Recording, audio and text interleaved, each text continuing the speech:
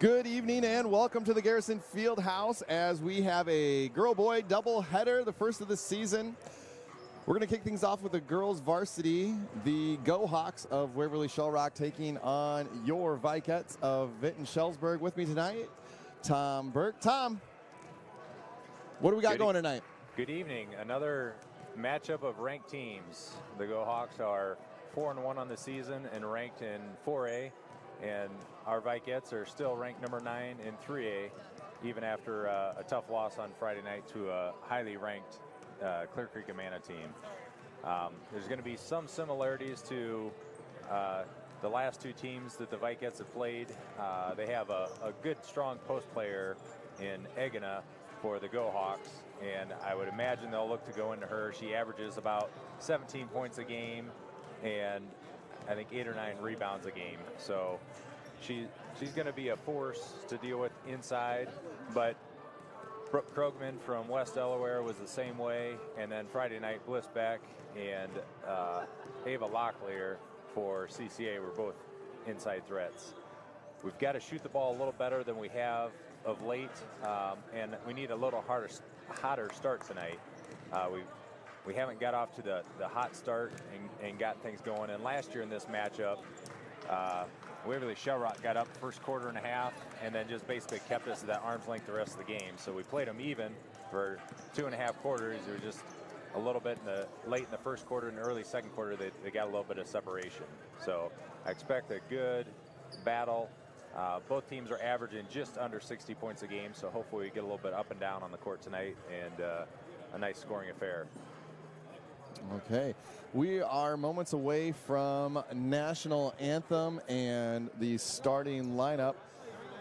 But real quick, the opener tonight, we had the boys JV playing at the middle school against Iowa Valley, and then we had the girls JV playing Waverly-Shellrock here. It was Waverly-Shellrock Go Hawks taking that first cap by about 20 points. High school principal Matt Kingsbury is going to be on the call for the starting lineups tonight. We strongly encourage good sportsmanship as well as positive fan support for both teams. And now for tonight's starting lineups. For Waverly-Shellrock, number 12, senior Lindsay Overland. Number 22, junior Brenna Wattensteiner. Number 32, sophomore Sadie Weideman. Number 42, junior Emma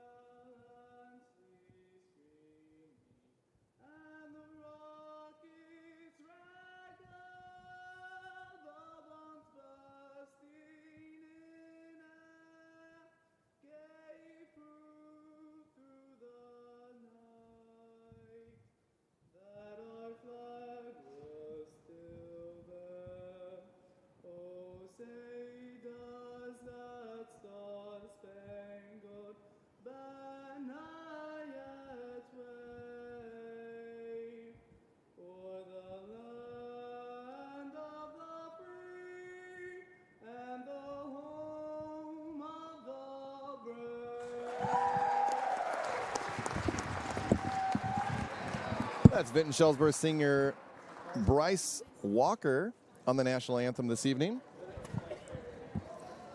So we've got a junior-dominated lineup for the Go Hawks and a senior-dominated lineup with the starting lineup for the Vikettes. So Overman, Bodensteiner, Bierman, Thompson, Egena for the Go Hawks. And the normal starting five: Davis, Griffith, Kreitner, Meyer, and Bruce for the Vikettes. Waverly-Shellrock coming into the game averaging 57.6 per contest. The Vikettes 59.6. The points against is really the difference here. Waverly-Shellrock only giving up 37.6 points a game. Vinton-Shellsburg giving up 52.1 points a game. A little bit has to do with the conference and the schedule in which we've played. I've mentioned it before, but every night in the WAMAC for the girls is a tough one. Lots of ranked teams, lots of tough opponents. Dribble drive there by Griffith, and she turns it. The first turnover of the ball game. Possession goes to the Go Hawks. Vikettes are man-to-man out. Good hard man-to-man, straight line drive. Good help by Briley on the baseline. And the Go Hawks turn it over. Abby Davis quick to the ball. Passes over to Kreitner. Meyer thought about it. She goes for the dribble drive, takes one too many steps, and travels. Back-to-back turnovers on the first two possessions for the Vikettes. That's been a problem all year, is just turnovers. Like I said, we needed a hot start. Turning the ball over the first two possessions is not exactly what we'd like to see. Lindsay Overmiller brings the ball up for the Go Hawks, sets the offense. They work it around, try to get it inside to big number 44. That's Egena, the hoop and harm. And the Go Hawks draw first blood here tonight. She's going to be out the line for the old-fashioned three-point play. Yeah, I would anticipate them, if not every possession, at least every other one to go inside to Egena. Egena, the junior forward for the Go Hawks.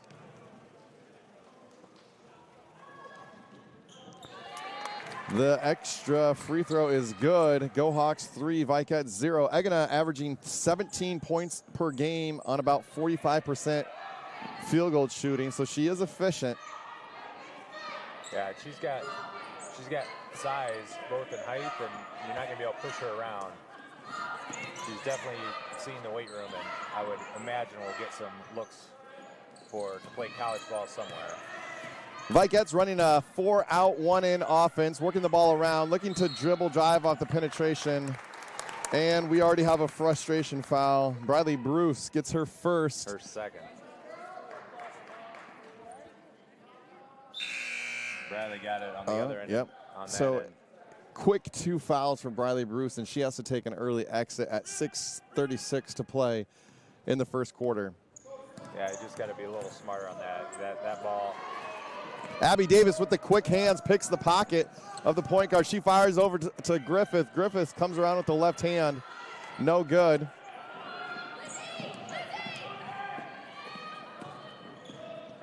Go Hawks look to press the ball.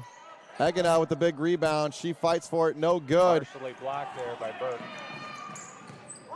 Davis pushes to the corner. Meyer looks to dribble drive. Nice drop step with her left hand. Gets to her spot in the middle. Drops her hips to the baseline. Basket's no good, but she's going to go to the line for 2.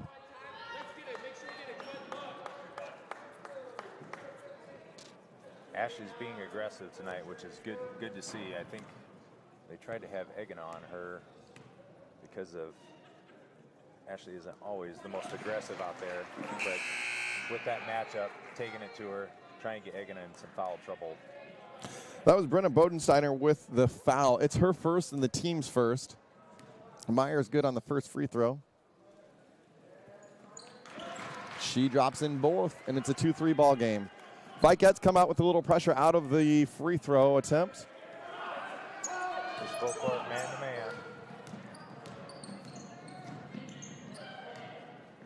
Vikettes do a nice job of breaking it down on the baseline. Egena with a power dribble outside the three-point line, but a quick step is a travel. Yeah, that's not her strong suit, I imagine. A foot behind the three-point line, but Did a good job on the defensive end there. Anytime we can keep her out of the three-point area will be a win for the Vikets. Dribble drive by Griffith is knocked out of bounds. It's going to stay with the Vikets. We're going to have a baseline play here. That was some good action to get Alyssa down the lane. Just kind of lost the ball as the defender came across and stripped it. Meyer scrambling to get it in, dumps it into Griffith. Griffith contains and turns it over. Just some buttery fingers tonight for Alyssa so far.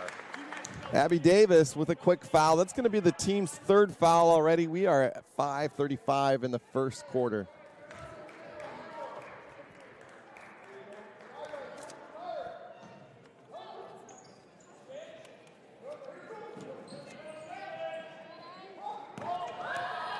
Get the ball up to Egina, and it looked like she traveled again. Little power dribble, step through. Bucket's good. She's got 5 points. Waverly-Shellrock has 5 points. Davis has to get it set back up here. Burke coming all the way around for a big screen. Is going to open up Johnson for the three-point shot. Is no good. Just a little short. That was good action. Got a wide open shot. Can't ask for a better. Oh. Strong block out by Johnson there. It's not called for a foul. And the Vikets with the rebound and push. Abby Davis sets the offense. She's going to dribble drive. Gets to the lane. Looked like a travel. Not called. Burke with the jump shot. No good. A little short again. We're short on quite a few of our shots here early on.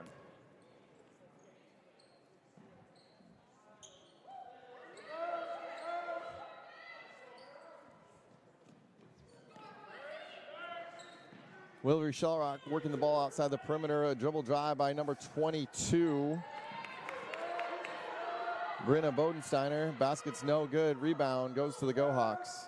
They're going to tap that out. Nice hands on the entry pass there by Griffiths. Going to get a jump ball. Stays here.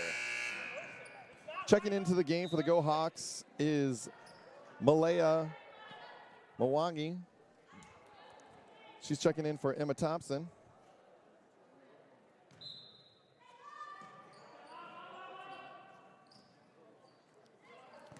Quickly back into Egina. She steps back and she hits. She's got 7. Go Hawks got 7. I think they are going to live and die with what she produces tonight. Yeah, based on what I looked at, that's their offense. They don't really have a outstanding shooter. Entry pass into Burke is a little high, cannot be handled. It's another turnover for the Vikets. We are sloppy with the basketball, and we are down 2-7. It's got to be a bounce pass there. With the height of Egina, you throw that bounce pass. Then if she reaches, it's going to be a foul.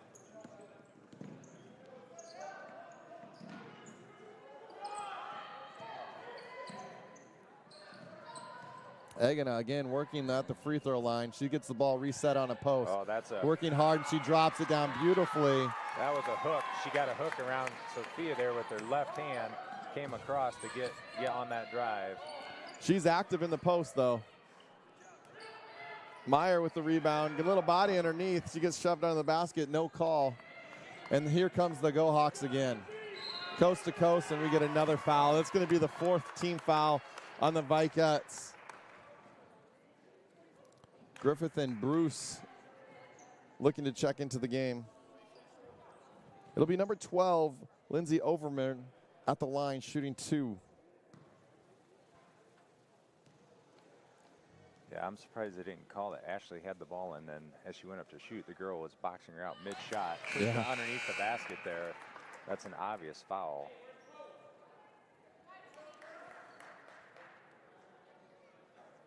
Meyer and Burke take a seat for the 2 subs. 10-2 ball game. 3:11 left in the first period. Overman line violation. Across the line. Vikets really need to get something going. Right now, a 4 out, 1 in. We haven't got a quality look yet.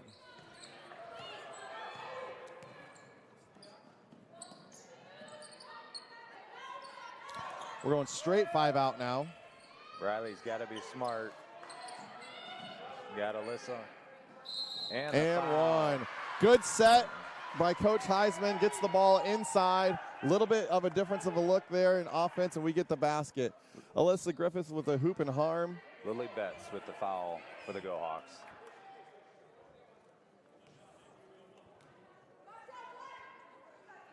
Kreitner with the assist.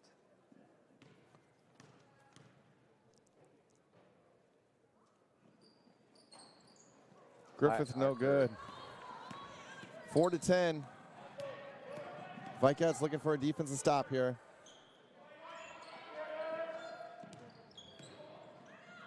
Ooh, extra step. And they're going to call it on the Vikets. It's going to be the 5th team foul. 2:42 to play here in the first period. That's number 22, Brianna Bodensteiner, again to the line. And Alyssa just reached down. Clearly a foul.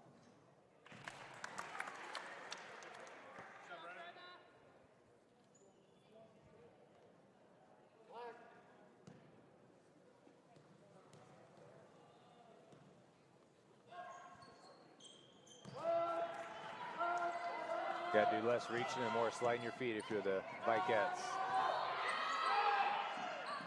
Wide open in the corner, Julia Johnson just a little long. Eggener with a big rebound, looking for the outlet. She's just going to take it herself and clear the ball.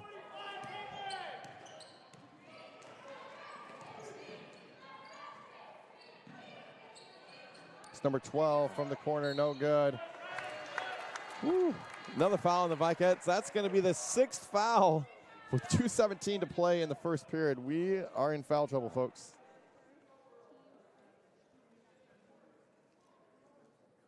Just got beat on the drive, and then everybody has to scramble. Got to do a better job of keeping the girl in front of you. Again, that's number 22, Bodensteiner at the line. She does not connect on the first free throw.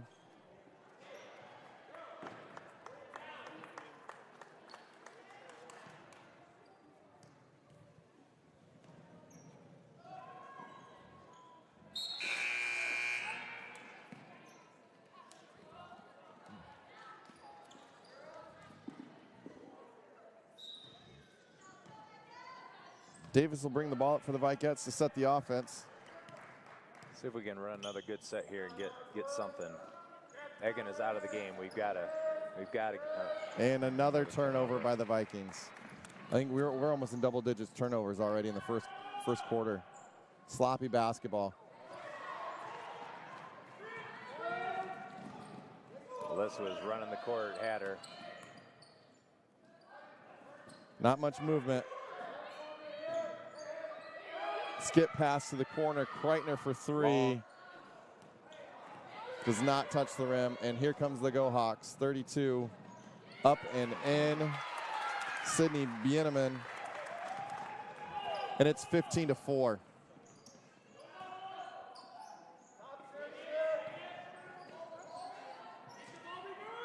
Ball staying outside the three-point line the entire offense set so far. 20 seconds left in the shot clock. We have not penetrated the three-point line yet.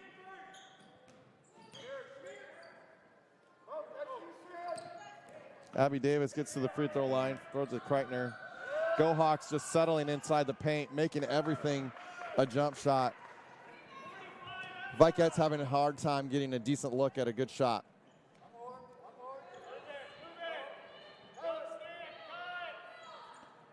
Got to lock in down here defensively.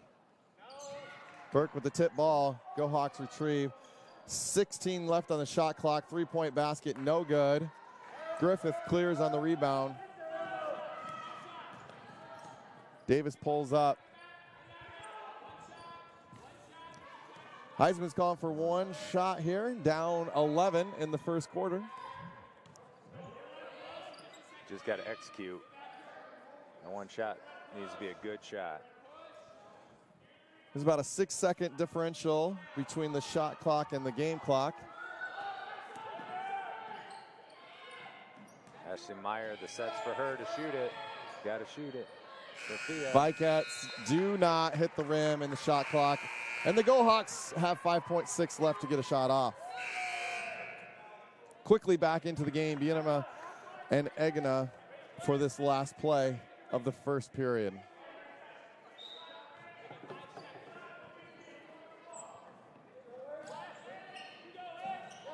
Egina catches at the logo, dumps it down, turnaround jumper, no good.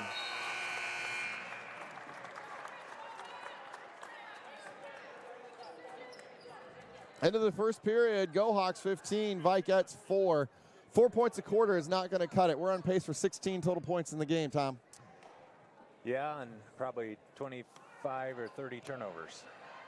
So we just looked kind of out of sorts there that quarter. I don't know what it was. I mean, we got some good opportunities there. I think we were a little intimidated by Egina in the middle, but she's not any better than Bliss Beck or Ava Locklear or Krogman in the middle. So our last two opponents we faced tall, athletic girls. But she is a horse down low, and we've got to keep working. Briley Bruce did a good job when she came back in there, not picking up her third, avoiding that third foul. That could have been detrimental here, having her sit the rest of the half. But I imagine she'll come in sparingly here this quarter, unless we can stem the tide and start making plays. But Vikets should get the ball here to start this quarter. We've got to execute our offensive set. We're 1 for, if my math is right, 1 for 9 on shooting, which is not a very good percent. And the Go Hawks are 5 for 10. They're getting a lot closer looks at the bucket, though. We've got to execute. We can do that, too. And here we go. Vikets start with the ball here to start the second quarter.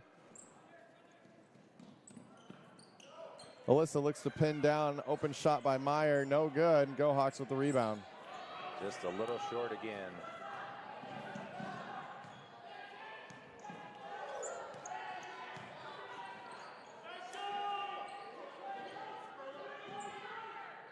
Egina gets it in down low. Yep, drug her foot to get around there. Good. Burke did a nice job to set her space and did not move from it. Yeah, out of all the girls we have, Callie's thick enough to give Egina some pressure and resistance inside there. Like I said, she's built. Sophia Kreitner for 3. We needed that. Kreitner with the 3 ball, 17-15, favor the Go Hawks. Let's see if we can't get a little run here. Starts with the defensive stop, though. Both defenders just went with Alyssa on that, and it freed up Sophia to pull that trigger. Burke does a nice job of pinning Egina outside the free throw lane. She has to pass out. We allow the dribble drive. It's going to be an over-the-back call on the Go Hawks. It's going to be the team's 3rd foul. On Thompson, over the back.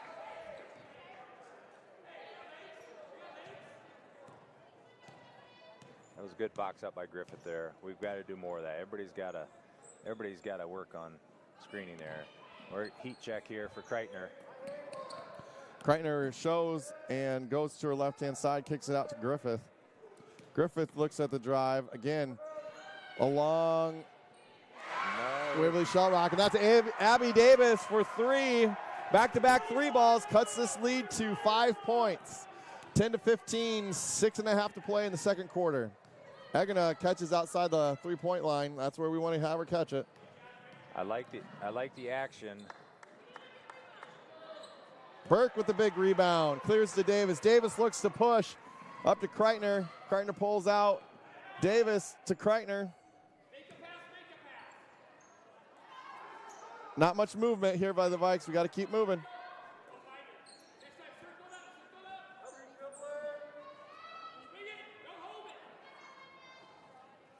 A lot of standing around right now. Vikets look just a little tired. 10 left on the shot clock, and it's another turnover.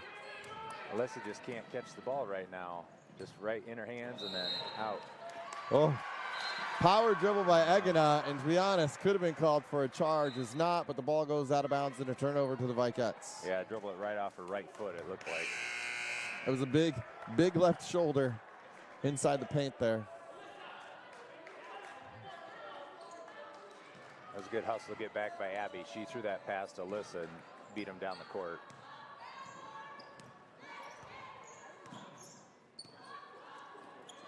Entry pass to Griffith.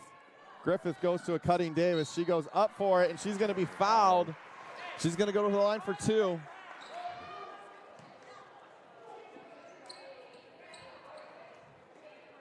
That was good action.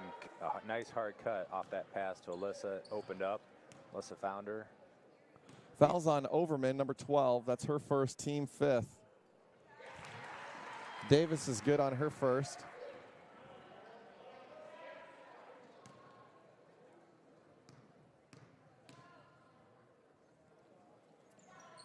Second rim's out. 11-15, 5.5 to play here in the second quarter.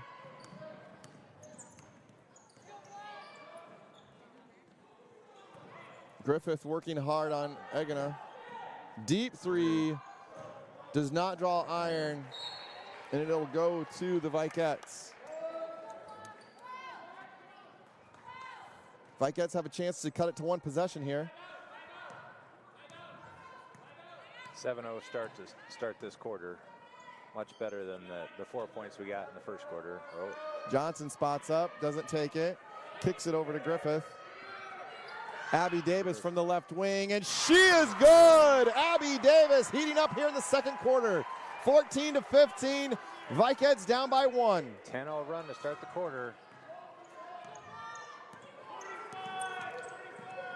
Abby Davis with a hard ball pressure, almost gets the turn. They get into Egina. Griffith working hard. We got to get a jump ball there. They call it, and it's going to stay with the Go Hawks on the baseline. Good defensive pressure by the Vikettes. Yeah, we've got a little more emotion and energy here. It's funny how you watch that ball go through, just kind of liven up a little bit more. Crash down to Egina. That's good. Good help by Abby, cutting that pass off to Egina. Kick out, re-entry to Egina. She got her space and she turned. Great re-entry there by the Go Hawks to get Egina the ball. Yeah, Alyssa came too high on that. She needed to stay square behind her. She got up high to try and knock that pass away and just left that baseline. Julia Johnson spots up from the left side. Got tipped. That ball got tipped. Alyssa Griffith went for the save and knocked it out of bounds. In for the Go Hawks, number 10, Lily Betts, the junior, and re-entering for the game for the Vikettes, number 15, Ashley Meyer, along with number 45, senior Callie Burke.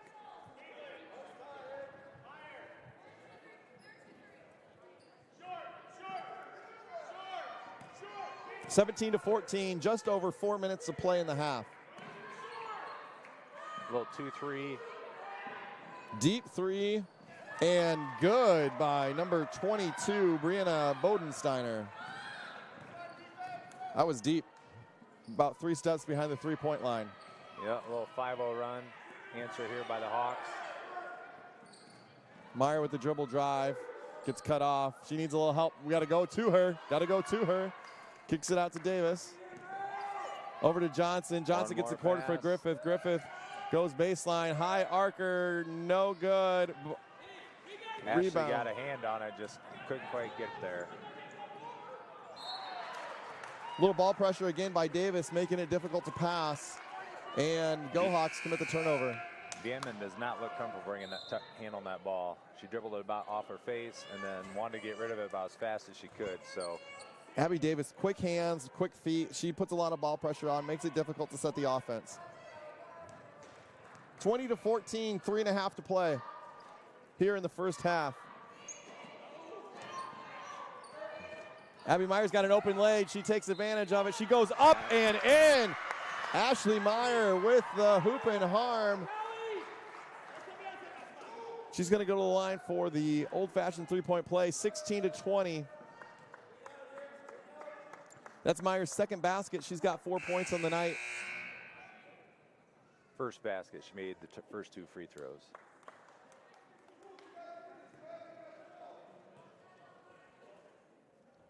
That foul was on number 22, Brianna Bodensteiner. It's going to be her second. She exits the game. Meyer's able to connect, and it is a 3-point ball game. Oh, 1 step away from a turnover there.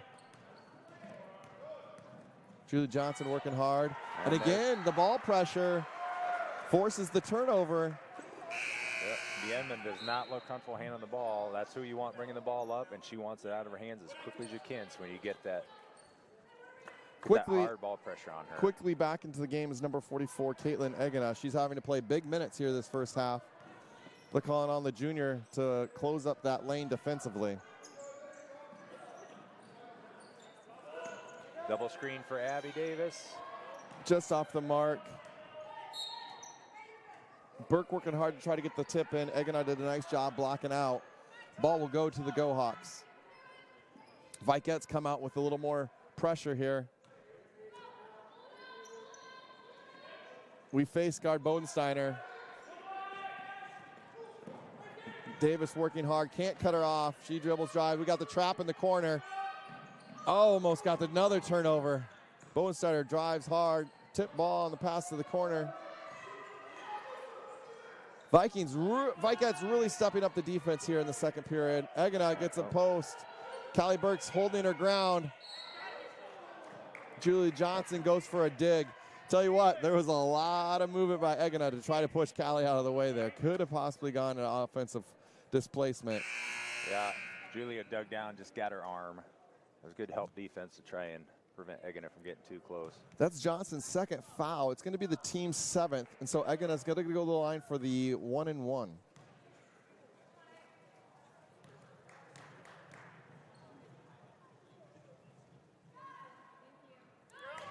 First free throw is good.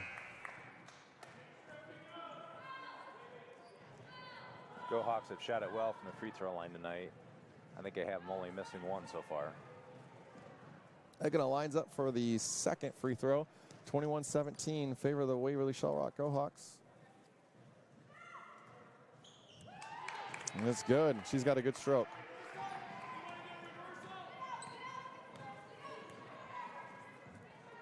Vikettes down 5 with just over 2 to play here in the first half.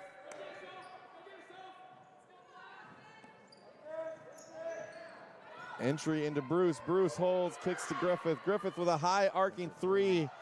Tell you what, that's about the 4th time where we have not hit anything. It's hard to rebound the basketball if we can't put it on the rim. Yeah, Bradley gave effort there to try and get it. We're going to go offense, defense here. Bruce and Burke exchange places. 2 minutes. I'd be surprised if Bradley comes back in here. Just get to the second half without a foul. Oh, into the double team. Oh. Number 34, Malia Mwangi, has a quick drop step, and they're going to call Burke on a push on the floor, so not on the shot. They're calling on displacement on the, so it'll be a 1-and-1, not a shooting foul. Bodensteiner was yelling for timeout. They didn't hear him. Mwangi hits the first.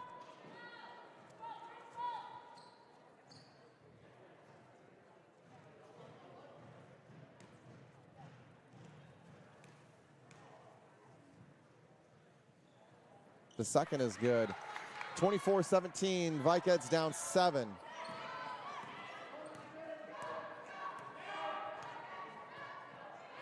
Got to execute these last minute 40 here. Griffith quickly into the paint, again does not draw the rim. Just pressure when she came in there. Quick entry to Egena. She drops down wide open. Mwangi again. Nice pass. Just like that, Vikettes down 9. We got to have that backside rotation. It's got to drop down to the block. Good hard drive by Ashley Meyer. She's got to keep doing that. Ashley goes right into the heart of the defense, draws the foul from Egena. It is going to be Egena's second foul, I believe. I believe it's just her first. Meyer connects on the first free throw.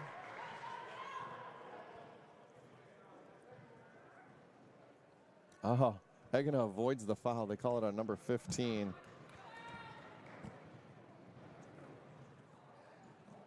No, I think they. Ashley was I think they scoring. missed. Yeah. That was Ashley for shooting, Yep. making it.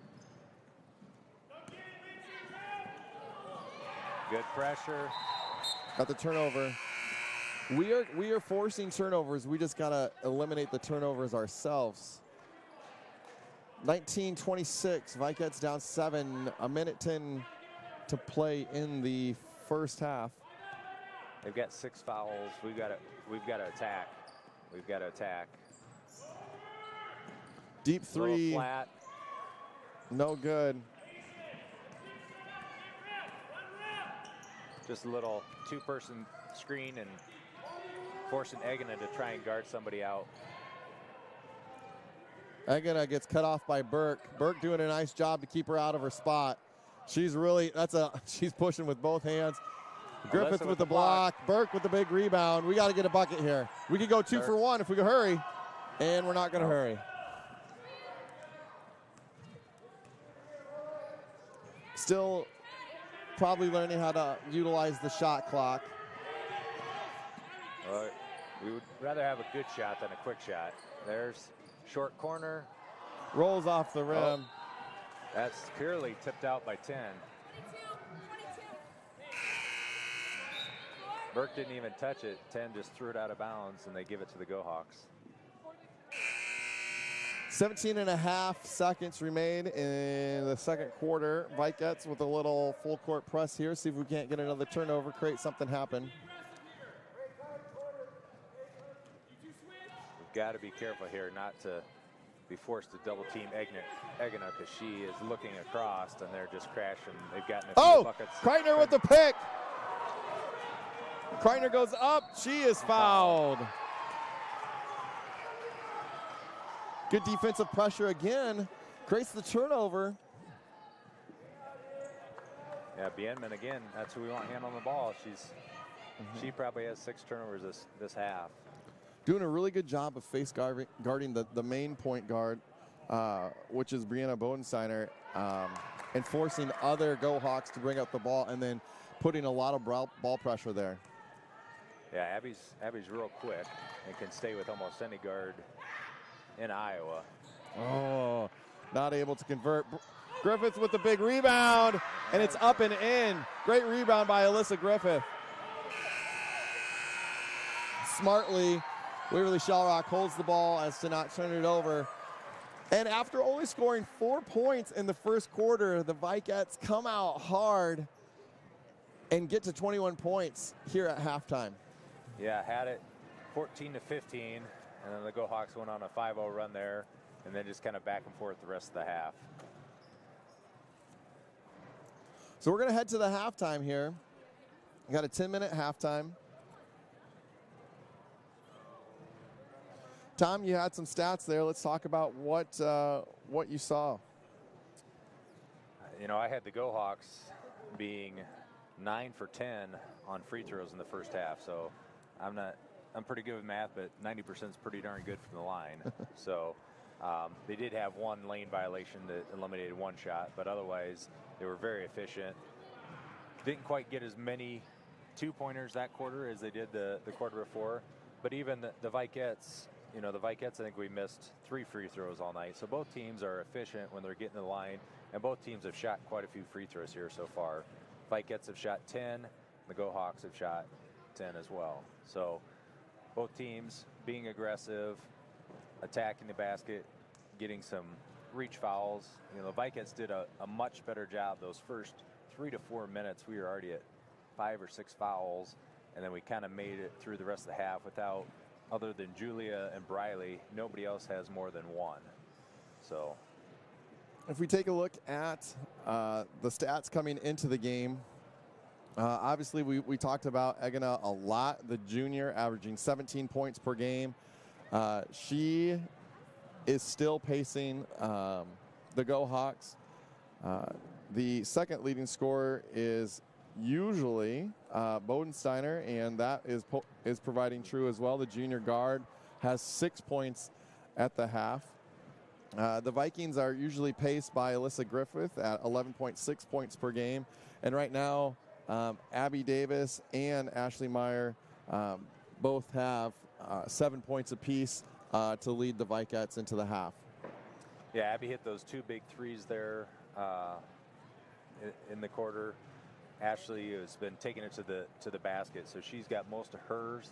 from the free throw line. So I think based on the matchups that we have, it's Ashley needs to continue to be aggressive, continue to attack, especially if she has Egan on her. She's going to be quicker than Egana.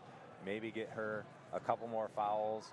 Ideally, that's what we'd like to see is, Egana with 4 or 5 fouls, but the one that we thought she got, they gave to a different player. So at halftime, she has no fouls. We got to keep attacking her, make her work. She was getting a little tired there with some of the defensive pressure. Callie did a good job of banging against her and not giving her easy buckets. We're just going to have to, keep switching off between Briley, Alyssa, and Callie to try and limit what she can get. The big thing the second half is we've got to crash the boards. Everybody's got to get the rebounds. One shot is all they can get, and we need to get some offensive rebounds and putbacks. Because on Friday night, the Vikings just got crushed on the boards. I think they got more than doubled up. I think it was 44 for Clear Creek Amana and 19. Some of that comes from the fact that we did not shoot the ball very well, and they're a good shooting team, lead the state. They shot about 45%, but still we didn't get enough opportunities that.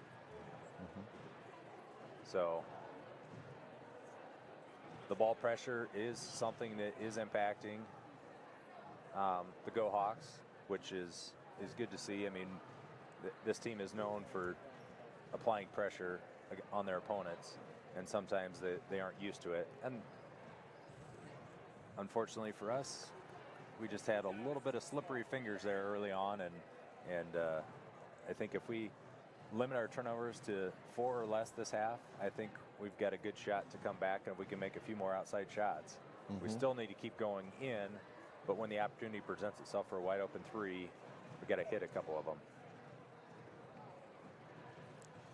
A live look at Vinton-Shellsburg High School principal and Vinton-Shellsburg High School boys basketball coach Matt Kingsbury and Austin Molken doing a little extra work, sweeping the court at halftime here. One of the great things here at Vinton-Shellsburg, everyone's willing to help out and do a little bit of everything.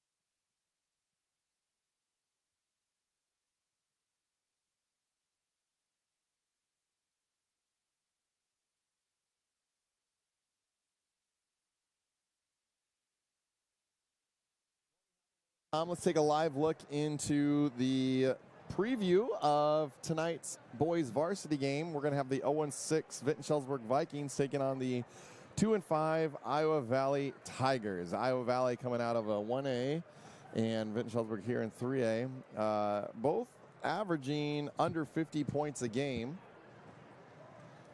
And you can kind of see that the Iowa Valley's has a little bit of youth. So Caleb Hack, the sophomore, paces the team out of Marengo at 15.1 points per game. And the Vikings are led by junior Cameron Dunbar at 11.5 per game.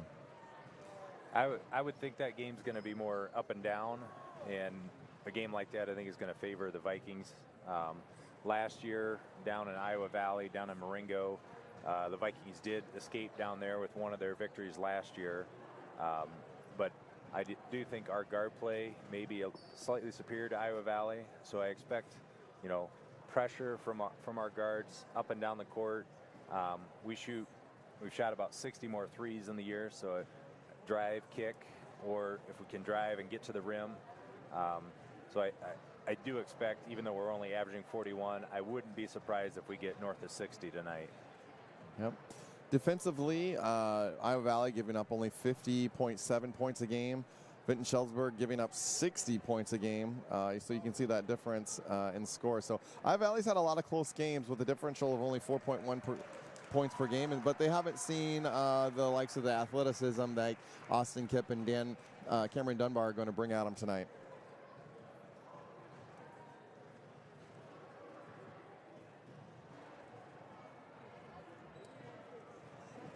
Bringing out the Vikettes are going to exit the locker room first.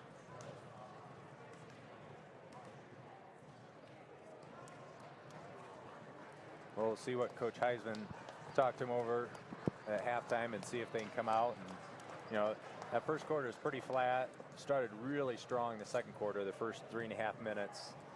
And then the Go Hawks kind of settled in and started going into Egina and got a few easy buckets there. So I'm sure that's their focus, is have her touching almost every possession here this half.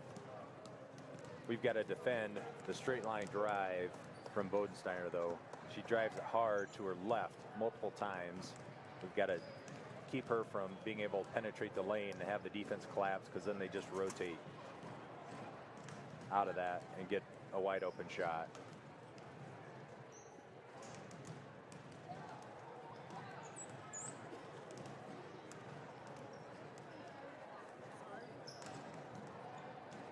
I do think the Vikettes are probably the healthiest they've been in 2 weeks.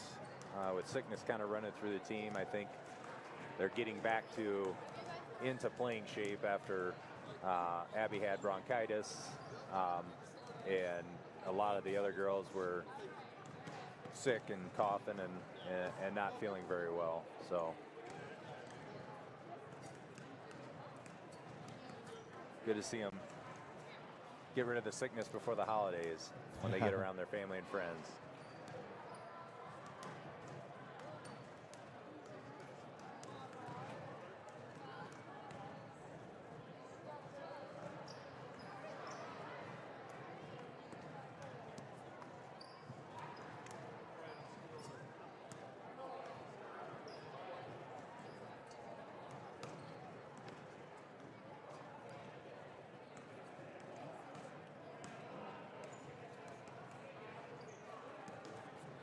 The Vinton-Shellsburg National Honor Society is putting on a food drive that started last week and goes through December 21st.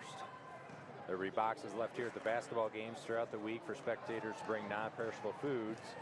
There will also be collection bins at local businesses such as the Public Library, LaGrange's, and Eleanor's. Anything you can do to help the National Honor Society in their food drive would be much appreciated.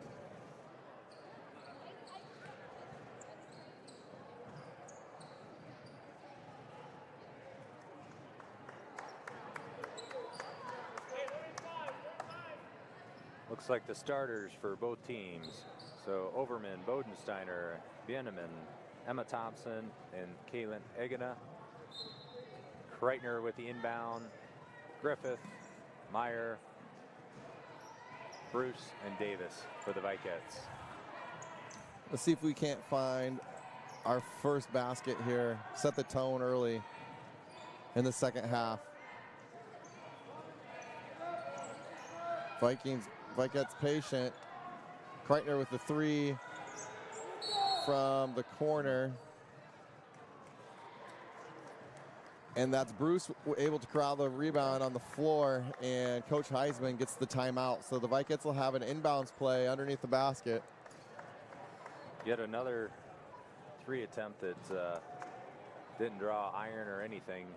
Riley hustled for that rebound. Beat Thompson to the ball. Thompson tried to tie her up, but Coach Heisman got the timeout.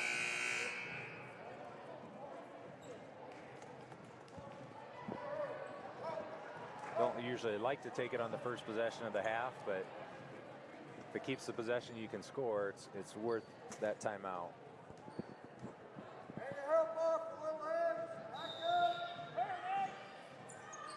Run a little set. Down screens into Bruce. Bruce corrals it. She's going to dribble to the right and shoots it wide. A little off balance. Good move. Vikettes pressure. Good pressure. Oh, Ashley should have stayed with Egina there. That was good. Good ball pressure. She had Egan in the backcourt. Just stay with her. Man-to-man pressure. You might have got another turnover there. Bruce lucky she did not pick up another foul there. Reached.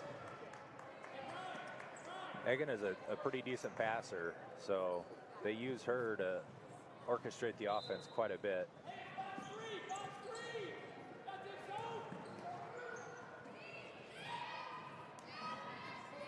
Cutting hard across the lane. Egina gets her spot. Oh, she missed. A rare miss by Egina underneath the hoop. She did a great job getting to the middle. And the ball is going to go out of bounds to Vinton Schellsburg. Alyssa's got to come over. Ashley did a good job walling up, but got too far on the baseline. Alyssa's got to come over to help defend that basket. We're lucky she missed that bucket.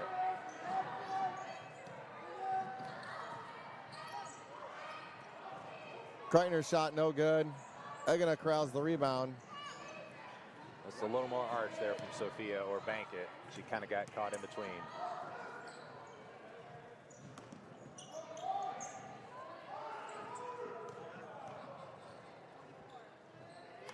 Just lowers that shoulder and gets to where she wants to get to. Egina with another score.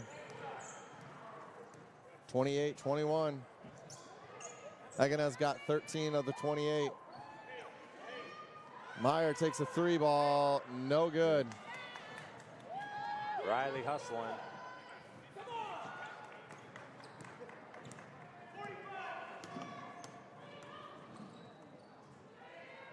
Ashley's got to try and take that off the dribble.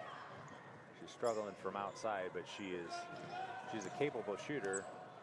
I don't think she has the confidence right now to make that, so you've got to try. They're going to give that to you. You got to be able to be a willing driver on that. Kick out three, flat, no good. Kreitner with the rebound. She looks to push. Oh, she had Alyssa. Alyssa had her sealed. Alyssa had the Enman sealed down on the post. They did not get it down to her.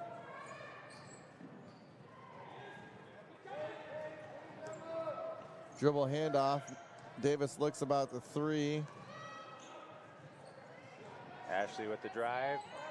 Oh, she had two. Vikettes failed to get the shot off. Just not aware on the court. And that's really maybe just the second time this year that, you know, we weren't, the shot clock really came into play.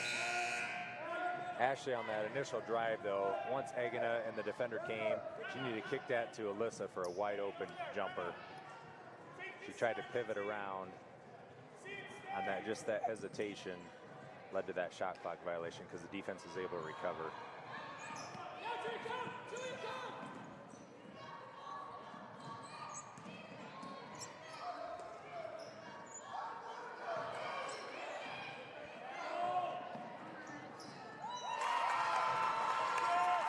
3-point basket by the Go Hawks, 31-21.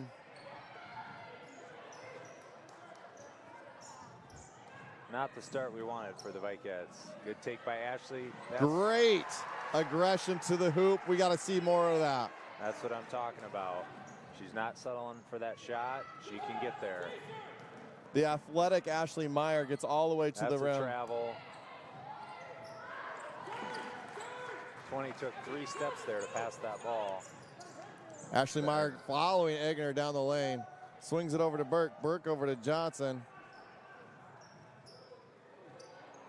Johnson goes around her back. Loses control of the basketball. Sloppy. Bruce looks to drive. Good cut by Abby Davis. Unable to finish. Bruce back up with it. Misses the whole hoop. Got the trap in the baseline. Timeout to the Go Hawks.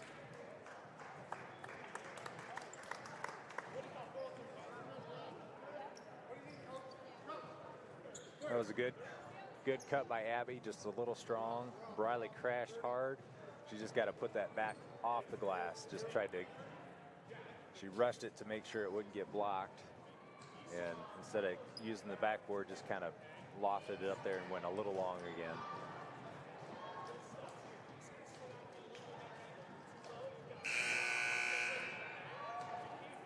again, we just apply that pressure defense on that missed shot.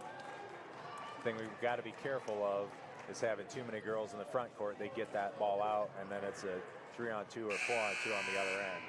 That happened 3 or 4 times on Friday night down in Tiffin, and that was basically about the difference in the game. A 10-point game for those breakouts, 8 points.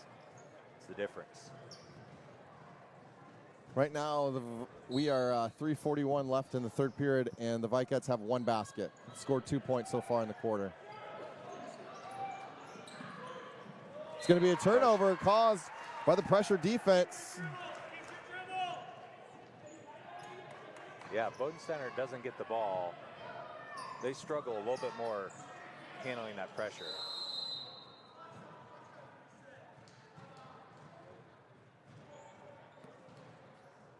Shot clock did not.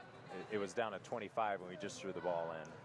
So good acknowledgement there by the officials. Entry pass. Burke clears right over Egger for the basket. That's a good drop step. Oh, dribble drive cutoff. Ooh, she was in position there. She was. She had her hips in front of her. Yeah. And that offhand. Unfortunate foul there for the Vikettes. 25-31. They're looking to get it inside. Bodensteiner kicks it out. Number 20 gets it to the... She lost the ball. She went across the lane, and they called the foul.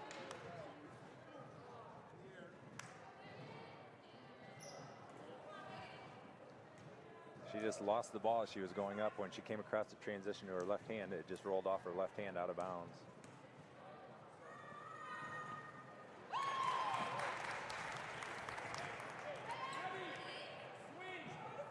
That's number 20.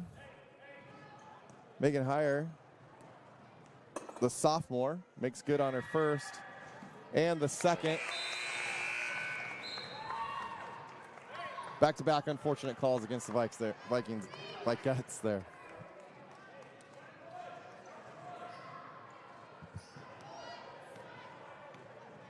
See if we can execute it here.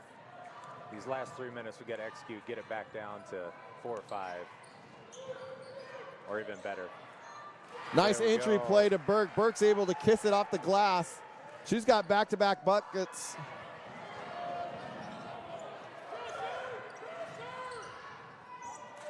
(27-33). Coach Heisen wanted more pressure. Julie Johnson with the tip. She's going to run out. She goes to the hoop hard. She gets fouled. That foul's on Bodensteiner. That's going to be her third. The team's first. We'll put Johnson at the line for 2. That was good action last time offensively for the Vikettes. Johnson's good on her first. Into the game, the junior guard, number 10, Lily Betts. Into the game for the Vikettes, number 44, Briley Bruce, and number 15, Ashley Meyer.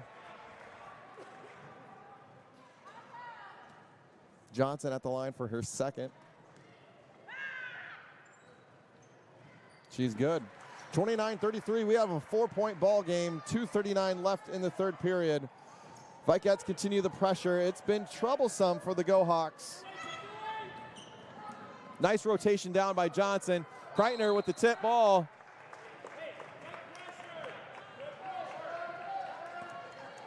Again, they're making other girls handle the ball. And Bodensteiner is out of the game right now, so.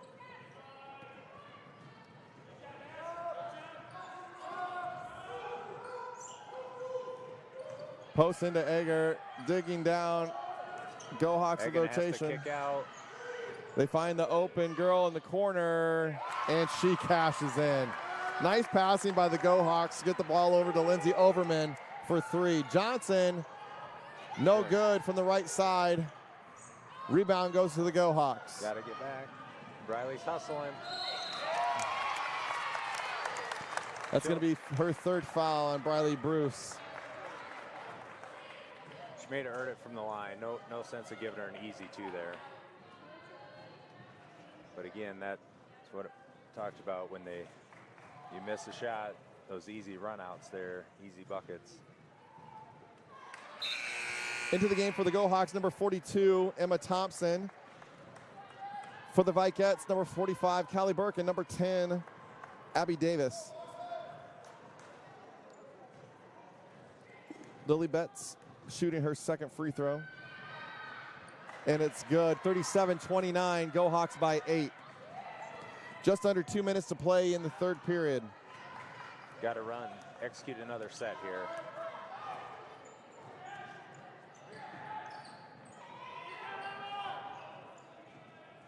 Trying to get it down low. Got the double. Oh, Abby just didn't catch it. Missed handles, looks to dribble drive. Griffith corrals it.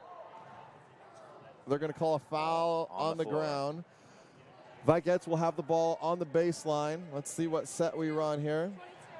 Quickly into the game, number 22, Brianna Bodensteiner, the second leading scorer for the Go Hawks. She's got 3 if we can get her fourth here with the minute 36. Vikettes set a diamond. Look to get it to Griffith. Griffith goes up strong with the left hand, no good. She gets her own rebound. She's going to be fouled.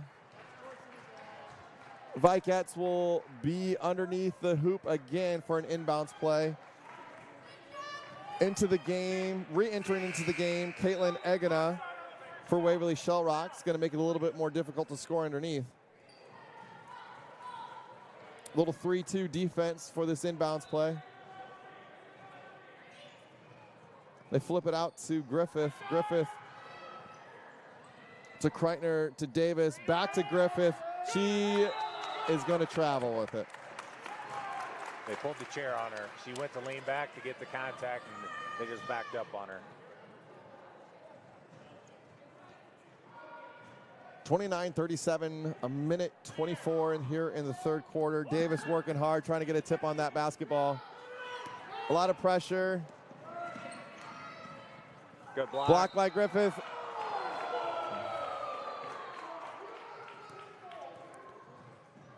She followed through and hit the arm after she had the block.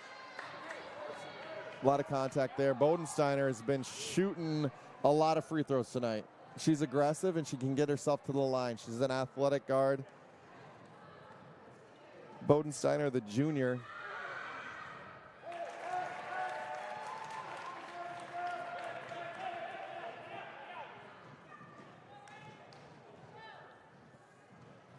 Guessing it's the coach's daughter. She makes good on both. She is a quality free throw shooter, and just like that, Waverly-Shellrock up double digits in 10 points. A minute 10 to play here in the third quarter. Vikettes need to get something going. Griffith with a dribble drive, kicks it out to Kreitner. Kreitner's up and no good, leaves it short. Griffith with a big rebound, dumps it to Burke. Burke misses. Meyer gets bodied, and we are going to have an inbounds play. Good rebounding by the Vikettes there, working hard on the glass. Just not able to get it up and on the rim tonight. Nice little V-cut by Griffith. She sweeps with the left hand and good. Nice athletic play by Alyssa Griffith.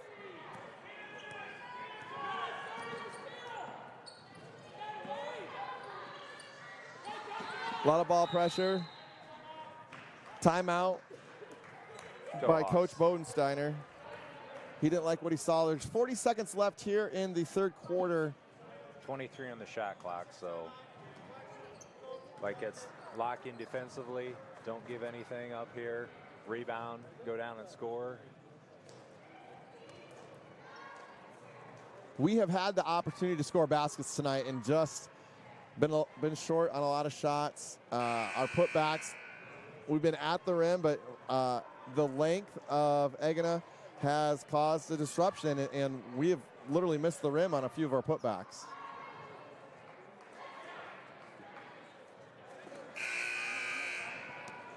All right, the Go Hawks will inbound it from the sideline here. They set up an extended stack. Egena's posting up hard down low. They have a little conversation between Egena and Burke. They've had a battle all night long.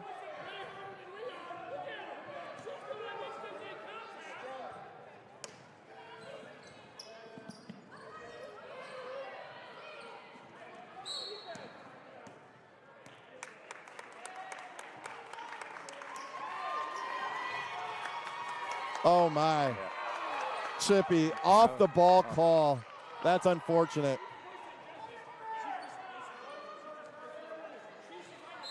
Burke gets called for the foul. Immediately has a push off from Eggenut to create space with a non-call. Yeah. Eggenut, two-hand push into it. Burke with a two-handed block. Should be off black. Goes to the Vicats.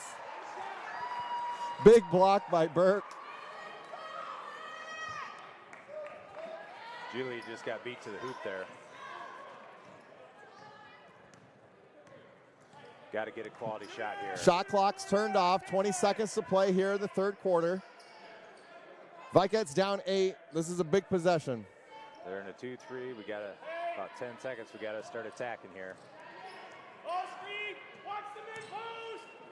Oh, Davis throws the ball to Coach Heisman. Unfortunately, he was not in the game.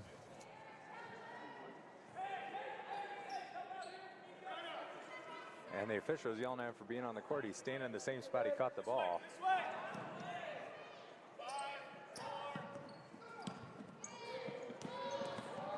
Oh, a lot of elbow lean there. Does not get the call.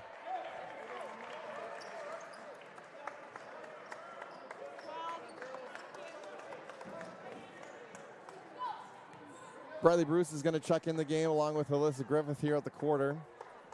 Number 12, Lindsay Overman's going to check in the game for the Go Hawks to start the quarter. 31-39. It is an 8-point game. Vicats got to start strong here and keep the defensive pressure on. We're going to have to force some turnovers here and really possess the ball. We need a clean quarter without turnovers. And I think, if we can make 2 or 3 threes here in this quarter, keep attacking. We've got 5 fouls. They've got 4 fouls. So I think if they start calling some of the body bumps that have been going on most of the night, they haven't done that. But if they do start calling that, we might start seeing quite a few free throws here from both teams. I tell you what, Eggenut, she's big, she's physical, she knows how to move her body, she's quick with her feet, but she definitely creates space. And if they're not going to call it, she's going to keep displacing, and she's going to do it to her advantage. And she is taking advantage of it right now. Well, like I said, pretty much anybody else out there, it's really easy for her to displace them. Callie's big enough; she can withstand that body blow and the push. Go Hawks with the ball to start the quarter. Vicats look to have a little ball pressure here, making it difficult to run the offense. They get it to Bodensteiner. She looks to kick it across the lane. It's going to be a jump ball to the Vicats. Good defensive set to come out from the to start the fourth quarter. Good collapse there. There was 4 white shirts around that ball when Bodensteiner drove in there. Just got tipped away. Ideally, you'd like to get that cleanly, but we'll take the jump. Davis brings the ball up for the Vicats. They swing it, look for Meyer. Meyer's not there. They're going to kick it over to Kreitner. Kreitner for 3. She's fouled. She's going to get 3 free throws from the line. These are big.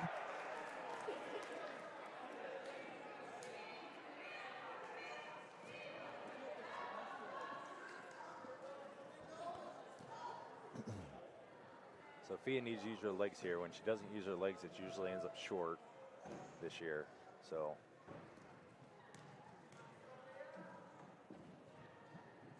Kreitner makes good on the first. Get a good one here.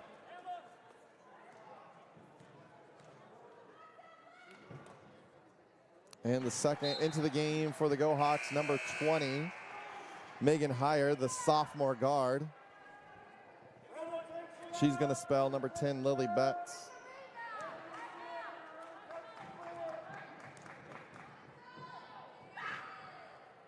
Kreitner hits all 3, 34-39. It's a 5-point game with 7:33 left in the fourth quarter. Full court pressure by the Vicats, making it difficult. Almost a 5-second call. Kreitner gets a hand on the ball.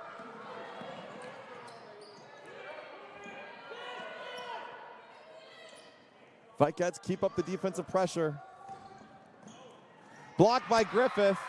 Good help defense. It's going to 21 seconds remain on the shot clock. Plenty of time for the Go Hawks. We're giving her that left-hand drive the way we're playing defense. Ball into Egina.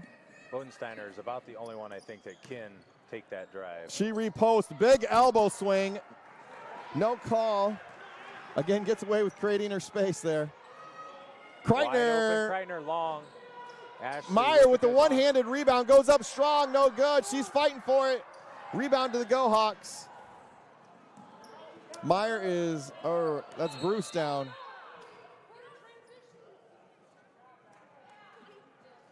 Bruce caught one in the eye. She's going to come to the bench. Johnson and Burke are going to come into the game.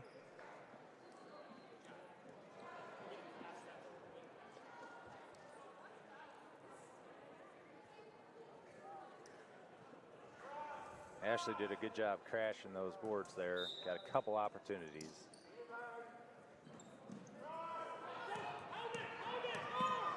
Kreitner working hard. Ooh, a late call. She had already tipped the ball away. No one had possession of it. Away and they both went like that. No one had possession of the basketball. Yeah. Another unfortunate call. That's Kreitner's second foul, the team's fifth foul. Both teams with 5 fouls here. 6:48 to remain in the fourth period. She's been able to tip that ball away quite a bit. A nice dump down to Egina. Egina looks to dribble to her spot.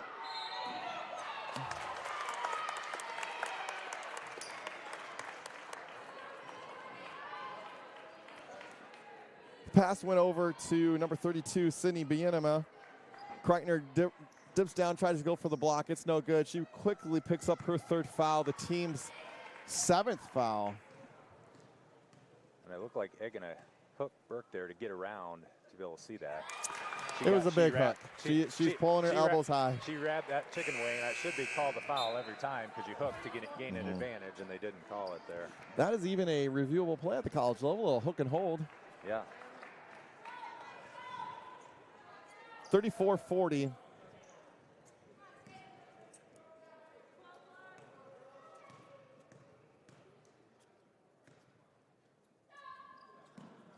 Shots up and good.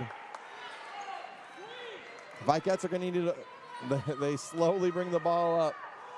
Down by 7 with 6:35 to play. Kicks it over to Johnson. Johnson short.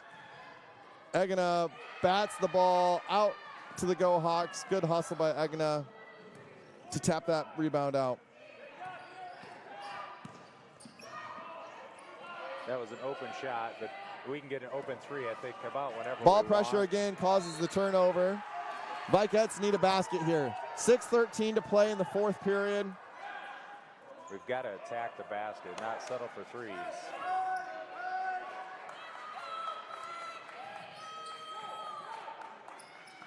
Inbound to Griffith. Griffith turns and face, gets it to Bruce. Bruce holds. Meyer gets it to the lane. And a deep 3. Davis able to corral the rebound, and she's going to be fouled. This is the team 6. Mwangi has her second foul of the night. Kreitner to re-entry. Number 10, Lily Betts to re-enter. 6:02 to go. Got to execute this time down. Vikettes running a box set. Griffith comes to the top of the key. Kicks out.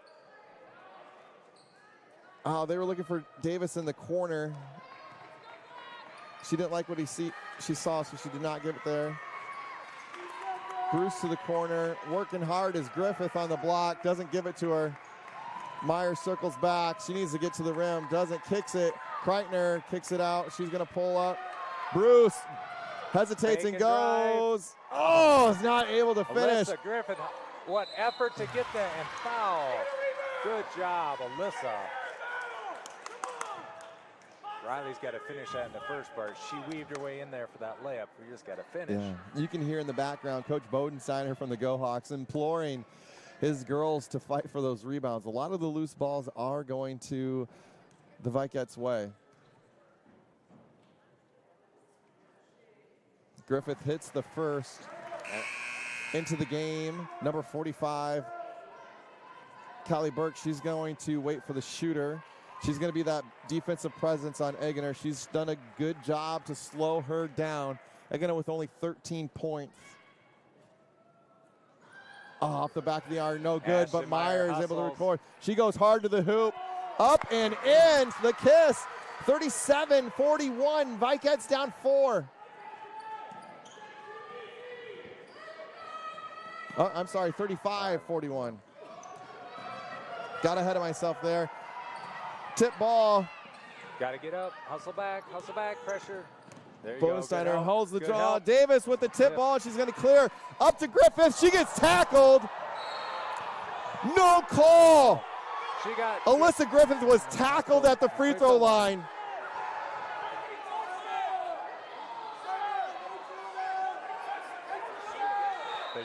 They should have called a foul. They did not call a foul, but they're giving us the ball. It was clearly thrown out by Abby, but there should have been a foul. Ball into Bruce. Kreitner at the top of the key. She's alone. Big shot. No, off the back of the iron. Just to the left. That was a good shot. Good set. We got to pressure Bodensteiner. Bodensteiner with the elbow. She doesn't like the ball pressure that she's getting right now. Don't give up that drive. Bodensteiner for 3, big 3, no good, but a nice rebound on the backside by number 32, Sydney Bienema. Egener dribbling, rooking around. Abby Davis with the dig down. Egener's going to go to the line. And we couldn't ask for a better shot. Sophia wide open at the top, just a little bit left and a little bit long. Tired legs. She looks tired. She's pressuring the ball. The shot was a little flat. That happens when you get tired legs. Yeah. 4:24 to play in the fourth quarter. 37-41. Egener at the line for a 1-and-1. I think it'd be a good time for Coach Heisman to get a timeout here after this. Give some of those girls that haven't had a whole lot of rest just a quick breather. Egener makes good on her first.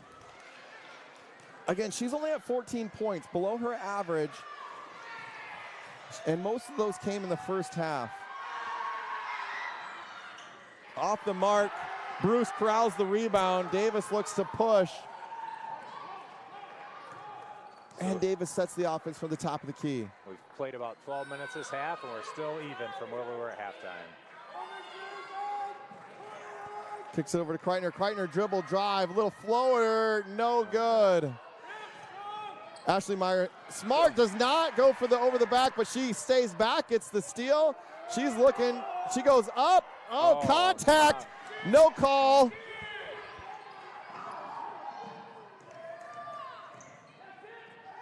Oh.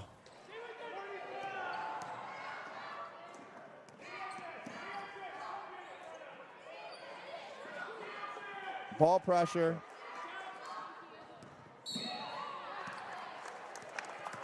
That's Abby's third this quarter. Bodensteiner going back to the line. She is a good free throw shooter for the 1-and-1. Johnson checking in for Kreitner. Number 12, Lindsay Overman checking in for Lily Betts. A lot of huffing and puffing by the Vikets. I think Coach needs a timeout here to give them a breather. That one, Abby was just tired, a little tired there on that. Bodensteiner makes. Head coach Greg Bodensteiner pretty confident in his daughter, I believe, bringing back all the Go Hawks. And she hits both. Strong free throw shooter. She's one we do not want to see at the line. 13 points in the game for Bodensteiner. 3:30 to go. 37-44, a 7-point lead for the Go Hawks. We've got to keep attacking the basket, not settling for a three here if you're the Vikets. Meyer dribbles to the corner and picks it up. She's in a tough spot, kicks it over to Davis. Back to Meyer in the corner. We got to flip the ball to the other side. We go back to the same corner. Drops it down to Griffith. Griffith going up for the shot, and she is fouled. 3 seconds to go on the shot clock. That was a good, strong defensive possession for the Waverly. But we were settling there, just didn't really rotate the ball once that whole possession.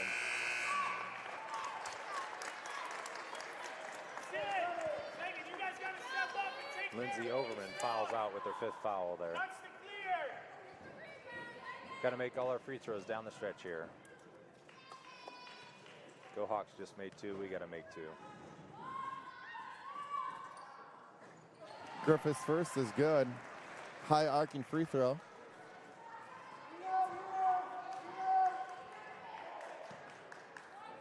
Both teams are in the 1-on-1 bonus at the time. Oh, off the mark, but Ashley Meyer again. She's got Eggenhardt. Offensive rebound on that. Burke kicks it out to Meyer. Meyer takes it, swings it to Davis. Davis with a nice catch. Back to Meyer, opposite. Meyer up, no good. Davis able to tip the rebound, kicks it out. Nice hustle by Johnson to get it. Kicks it to Meyer. Griffith looks to dribble, drive. Back to Johnson in the corner. Johnson's well short. Got to get back, get back. Pressure the ball, but get back. Ooh. That was a quick whistle. Anticipating the call, blowing it before she's almost even there. Yeah. But again, sending Bodensteiner back to the line.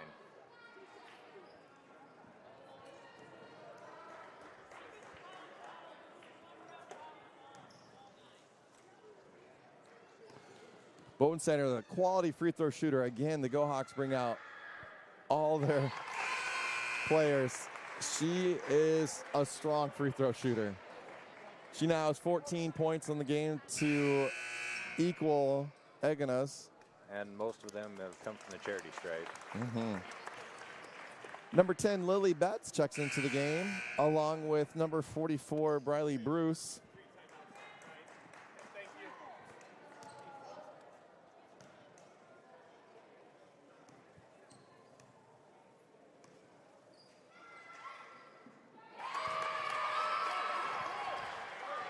Go Hawks able to make their free throws. We've been going 1-on-1 while they've been hitting 2 for 2.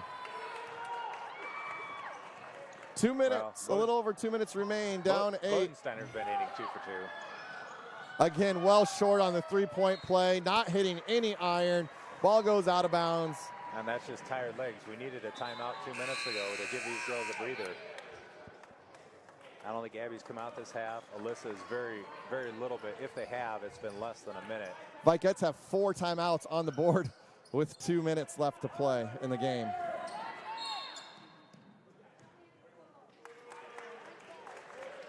They'll get a rest because Waverly-Shellrock calls a timeout here. Ball pressure again by the Vikettes, force the timeout on the inbounds play. We need to get a couple of live ball turnovers here with this pressure and get a couple easy buckets.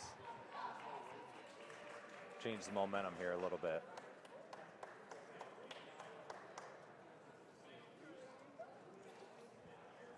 Mentioned it earlier, but I'll mention it again. The Vinton Shellsburg National Honor Society is putting on a food drive that started last week and goes through December 21st. There'll be boxes left at the basketball games here for spectators to bring non-perishable food items. There will also be collection bins of local businesses such as the Public Library, LaGrange, and Ellingers. Anything you can to help with the food drive will be much appreciated.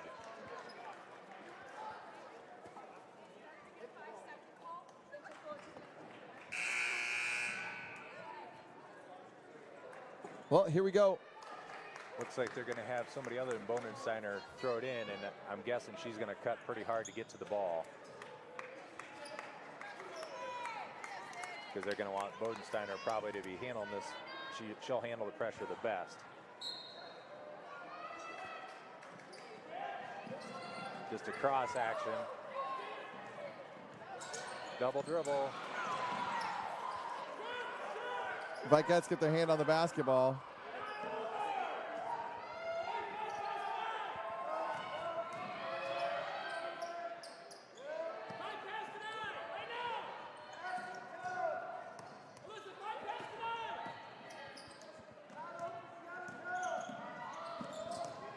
Waverly-Shellrock utilizing every bit of the shot clock, but Sophia Kreitner is able to step into one and finish the layup. 40-46, a minute and a half to play. Vikettes continue the full court pressure. Kreitner gets another ball, hand on the ball.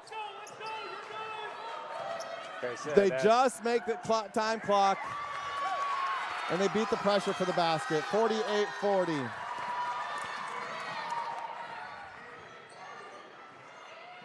Good extra pass. Kreitner, no good. Rebound by Bruce, fouled. That was a good ball rotation. Ashley drove, kicked it to the corner to Alyssa. One extra pass, wide open shot, just a little long, but at least we were able short. to hit the iron there. Our last few shots from three have not even hit iron, and we're not able to corral a rebound. Luckily, that one caught some of the rim, and Bruce is able to corral the rebound, put it back up, get fouled. She's going to be at the line for 2. First shot, no good, rolls off. Again, really tired legs right now. 4 timeouts left on the board for the Vikettes. That last defensive possession, everybody claps on the ball. You've got to be a little more disciplined and not everybody go to stop the ball. Oh, in and out, but off of. A lot of body. Off of Thompson. Thompson just hit that ball out of bounds. Alyssa had that, though. Quickly into the game, number 10, Lily Betts. Meyer to inbound, running a box set. Screener replace, Meyer dribble drives, kick out to Davis. Davis drives again, kick out. Got to get a shot. Minute. Alyssa, long. Another shot that does not draw iron. 57 seconds to play, 40-48.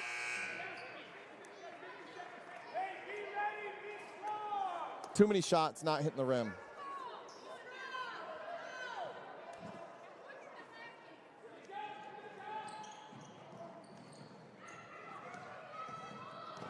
Mike gets patient again. Oh. That was a lot of push off with the offhand.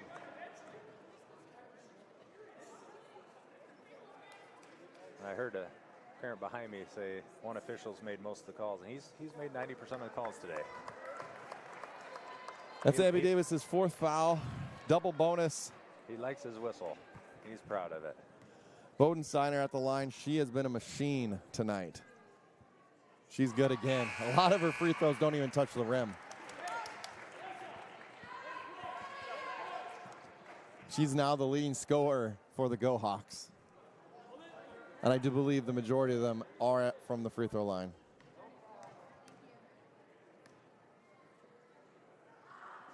Oh, she finally missed. But the damage has already been done, 49-40. Got to execute. We got timeouts, get a 2.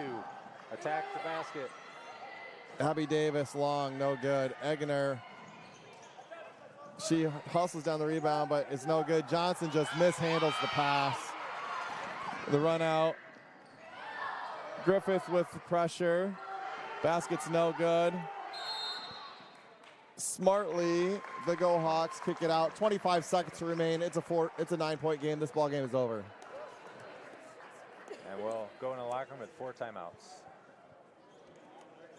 We're just fatigued. You could tell that the last 5 minutes of the game we had girls breathing heavy and tired, and it's shown with our shots. And that's why you settle for threes. We've got to just attack, continue to try and get 2s. And with about 6 minutes to go, we just started settling for threes again. And it's a repeat of Friday night's game where we lost 50-40. We started settling for threes early, no legs, because we give so much effort defensively that things start to lose some of your legs, and it just shows up in the 4th quarter.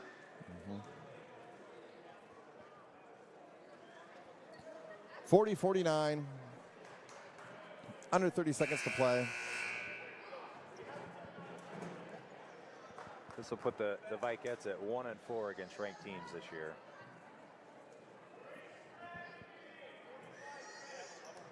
All of them have been close games.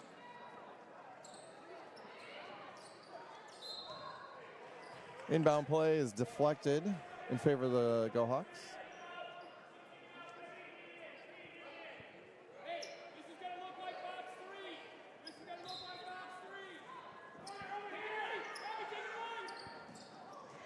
Alyssa was able to get a tip, double tip.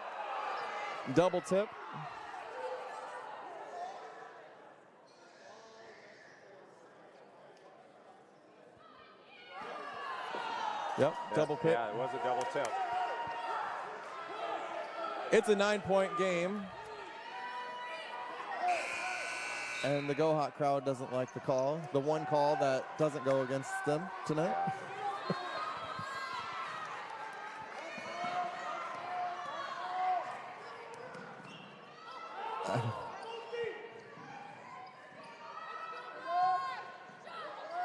Davis for 3. Short. Does not hit the rim.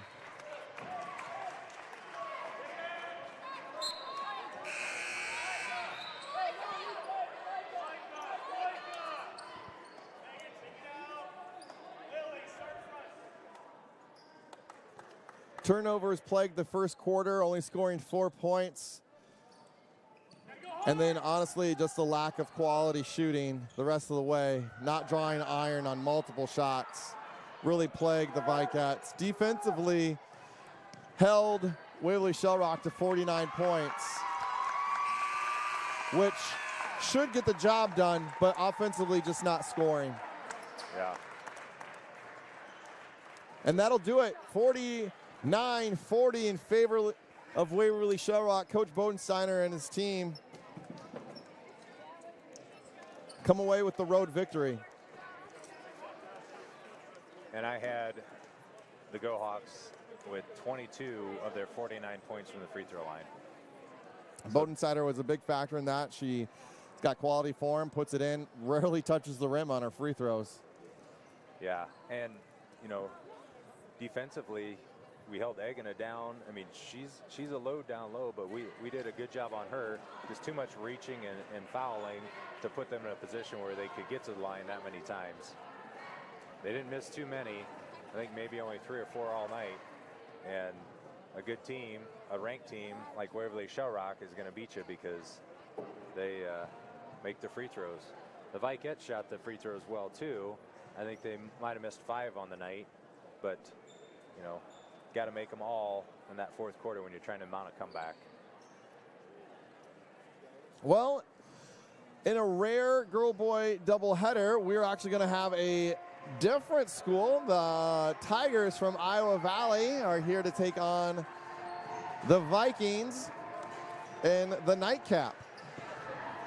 Both teams circle the court and will begin warm-ups. We're about 15 minutes away from boys varsity basketball.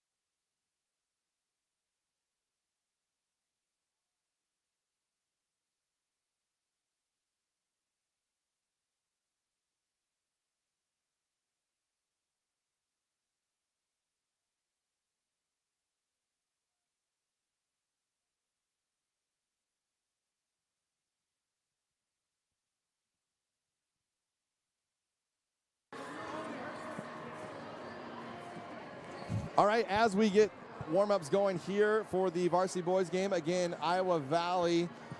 The Tigers from Marengo are visiting here in the Garrison Fieldhouse. We have head varsity girls basketball coach Rich Heisman with us here in the booth. Coach Heisman, tough loss tonight to a quality, high-ranked Go Hawk team. Tell us what you talked to the girls about after the game. Well, we talked about we chose to play the toughest competition we could play, and the Go Hawks are awfully good. We came out a little flat in the first quarter, just could not get things going, and credit them. They played really hard, and then the second quarter, our girls showed up and played with a lot of heart, a lot of energy. That was the one thing I was so proud of, is from quarter 2 on, we played extremely hard. Defensively, we were tough. We struggled knocking down shots at times. We had some looks. That thing just, some days it just doesn't want to go in. Tonight was one of those nights. Yeah. The weather is starting to blow in. A little bit of snow tonight. And a lot of off shots. Unfortunately, not even drawing iron a few times. When we were able to draw iron, the Vikets working hard. I definitely think we out-rebounded Waverly-Shellrock tonight. Coach Bodensteiner was hollering at his girls all night next to me, begging, imploring them to try to get rebounds, and we just kept out-rebounding them, but again, not able to convert. You mentioned it. The first quarter, we scored 4 points. We've been averaging almost 60 points a game and come out and only score 4 in the first quarter. They did respond, but what happened there? What was going on? You know, there's a few times where their game plan defensively matched up with us pretty doggone well, and we just weren't getting the looks. We were just off by that much, and defensively they made it tough on us, and we just weren't getting quality shots. That's the big thing for us. That first quarter was our shot selection was awful. And that was because of them. I give them a ton of credit. Defensively, they made life for us very difficult. And then we kind of figured out some things, made some adjustments. And then quarters 2 through 4, I thought we got great looks. I thought we got tons of looks. Like I said, we had some looks inside, we had some looks outside, and which, you know, we just could not find the bottom of the net tonight. Yeah, a couple really nice sets to get the ball inside there when we were struggling to get the ball inside. Notably, there was one early in the first half to Alyssa Griffith, ran a nice set, got an open look and scored. In the third quarter, 2 to Burke. Yeah, Callie had some big moments for us.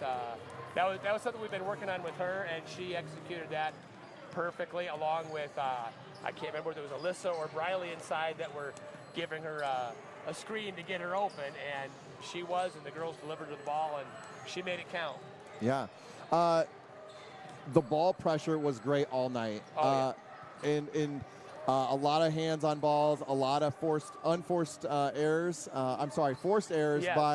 by the Go Hawks. Tell us about what your game plan there was with the defensive pressure. Well, we felt like if we could pick them up full court and make them go faster than they wanted to go, our girls fly around and we're quick, fast, and we thought if we got them going 65 and a 45, we could force some turnovers, and that's what we got. Definitely. Because of the defense, had an opportunity to be in the ball game, even shooting so poorly. Right.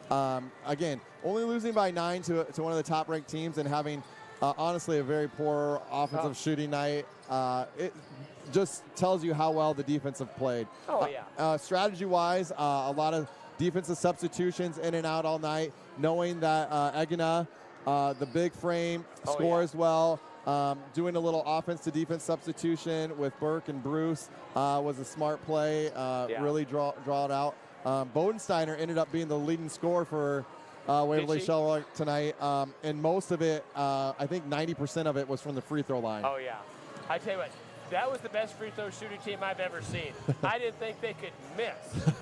And we're normally a good free throw shooting team. I don't know what our percentage was tonight, but it was not. It was high. I think we only missed 5 on the night. Oh, really? Yeah. I felt like we were just off tonight. I'd be curious to see what that one was, but I think they probably made about 16 in a row. Yeah. I think they said they were 20 for 24, and that's awfully good. Most of the second half, Coach Bodensteiner, when his daughter went to the line, Yeah. everybody dropped back. They, Oh, didn't, yeah. they didn't even leave anybody in the box. Yeah. They just said, hey, we know she's going to make it. Yeah, and she did.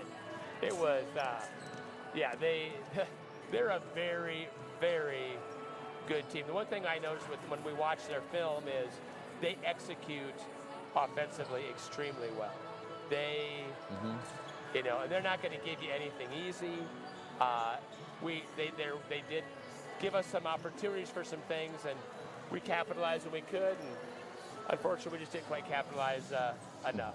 Well, you know what? They always say there's always tomorrow. And tomorrow we are hosting another girl-boy doubleheader. Yeah. South Tama's coming to town. Real quick, before the boys start, what are you looking forward for tomorrow? Well, I think you'll see us come back, play very hard. Hopefully, we're looking to get out to a much better first half than we did today, and score a few more points than we did tonight, and then hopefully get our bench involved a little bit more even than we did tonight. And I think South Tama struggled just a little bit, and so we feel like we have an advantage, and we'll see what happens. All right. Well, thank you, Coach. Best you of luck much. tomorrow night. Thanks for joining us. You bet. Thank you, guys.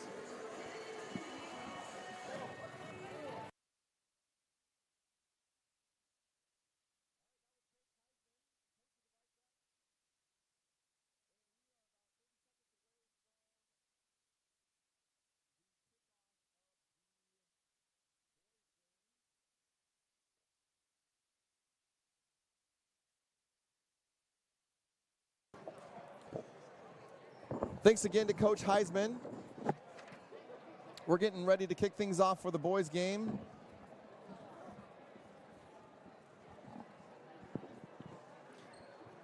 Mr. Kingsbury, the principal of Venturelsburg High School, about to do the starting lineup announcements. And we'll listen in to hear the starters.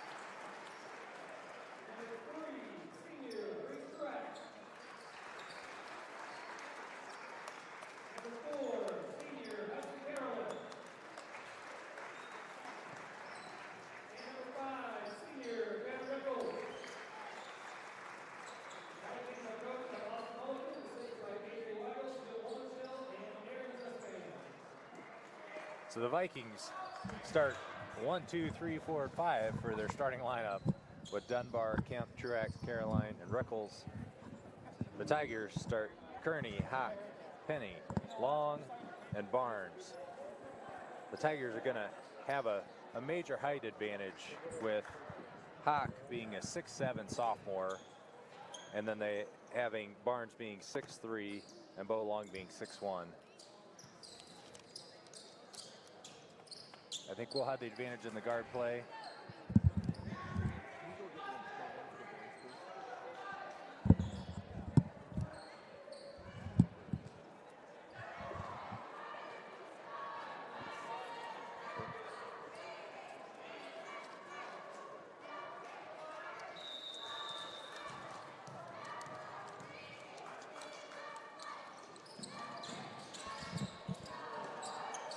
Looks like we're going to have to re-jump that. Yep, tipped out. Cam went to go get it. 51. Barnes tipped it out. Would not surprise me if Caleb Hawk can get up there and dunk the ball. We might not see a dunk. He got pretty high on that opening tip.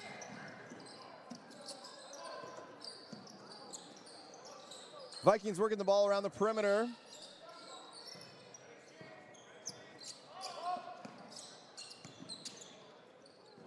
Swing pass over to Dunbar, drive baseline. It's cut off quickly. Number 51, Justin Barnes, big center. Truax dribble drives to Carolyn. Carolyn needs to get out of the lane. 3-point basket by Dunbar.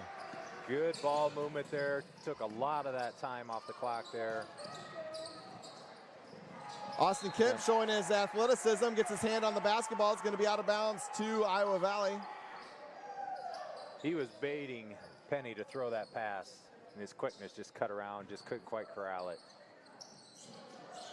We're going to have to use our quickness here against the Tigers to negate that size.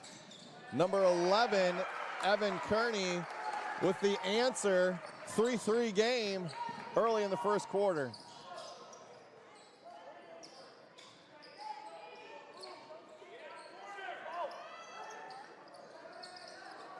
Into Carolyn, flat off the backboard, no good. Tigers with the rebound. That shot's going to be there, though. Couple quick passes. He's got to be able to execute that. Good hands.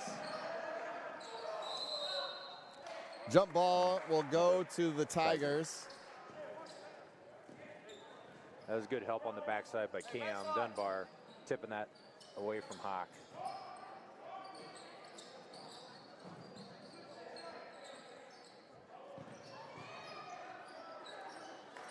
Looks like the game plan is to get fairly physical with Hawk and have somebody just kind of chase him all over the court. He's not too strong, real tall.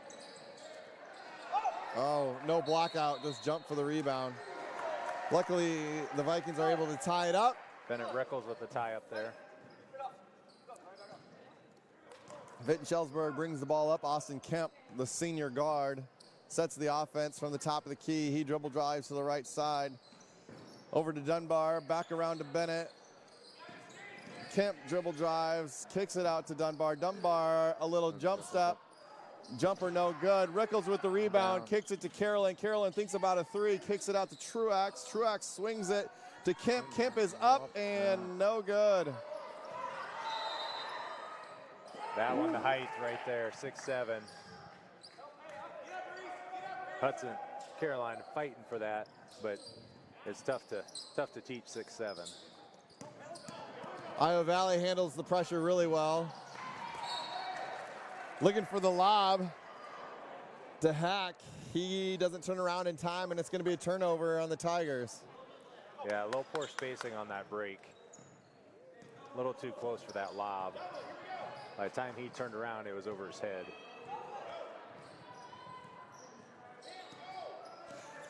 It was pajama day here at Vinton-Shellsburg High School, kicking off the holiday week. Nice Hudson Caroline with the Caroline rebound. Just a little short. Unforced error there by the Tigers. Coach Mulliken wants a timeout. He says, hey, let's get something set up, see if we can't score here with 5:21 to play in the first period.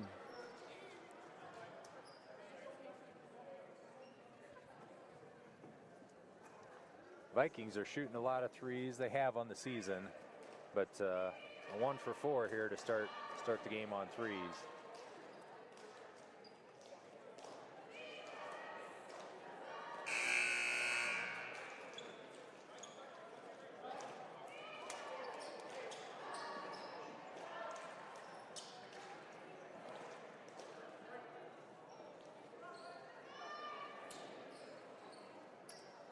Let's see what he drew up here coming out of the timeout. Still the starters on the court for both teams, almost 3 minutes into the game.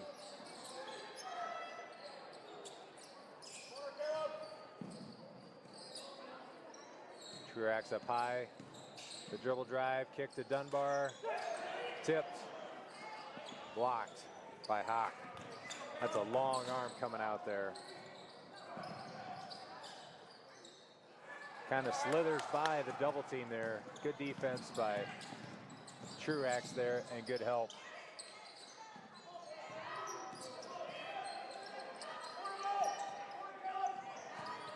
Got to overload this zone you're going to have easier chances. Oh, Carolyn not able to finish again. Got to find that backboard there. Yeah, I'm really surprised that Hawk is not just in the middle of that defense to swat some balls out. Nice pass by Bennett Rickles ahead to Dunbar, and Dunbar is able to finish with the left hand. 5-3. There's our speed.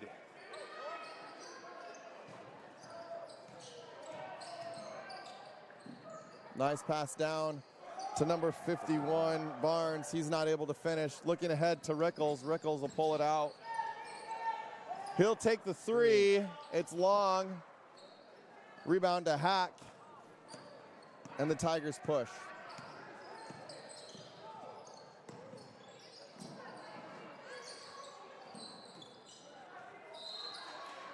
Kind of sloppy so far to start the first quarter. 5-3 with 3:40 to play. Brownell in, Klein, Savola will join Rickles and Cam Dunbar for the Vikes. Good pressure defense. Dunbar Get gets our a hands hand on it. Brownell, good extra. Oh. Dunbar able to corral the basketball, bring it back into play, and scores. Dunbar with 7, the Vikings with 7. Very similar to the girls' game. Egina started off the game, I think had 6 or 7 at the start. He looks to the corner, Dunbar's open again. Good cut. Swings it to good Savola. extra Savola pass. spots up. Just a little short. Timeout, Iowa Valley.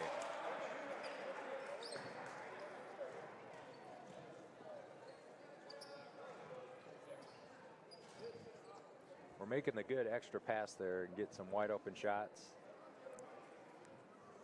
Got good enough shooters. Hopefully they'll go down. But again, I think our speed and quickness, based on the guys on the court, I think we're going to be able to take advantage of that all night.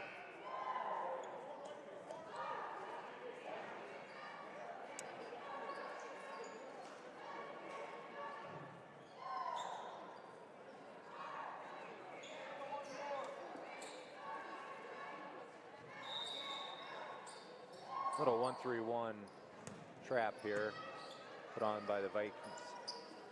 With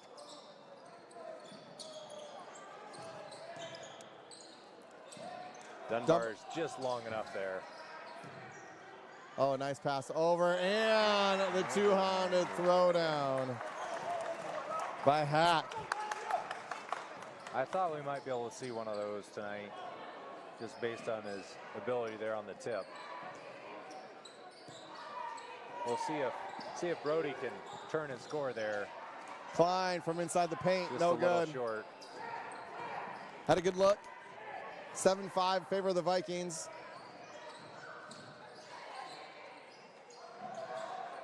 I wonder if Little turnaround jumper. Coach Milliken would think about putting Cam Dunbar at the high post, because you're getting shot after shot if you really want it right there. Dunbar drives hard with the left hand. He's up and good. Dunbar with 9. Vikes with 9.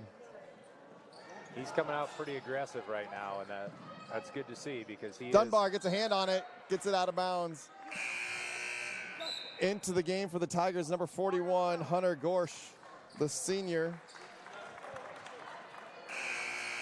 He'll replace Justin Barnes. Re-entering is Carolyn, and into the game is Caleb Mott. Count and Truax as well, staying with Savola.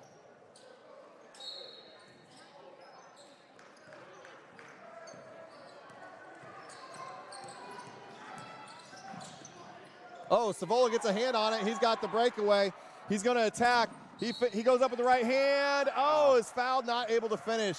Nice hard attack by Savola. He's going to get rewarded with 2 free throws.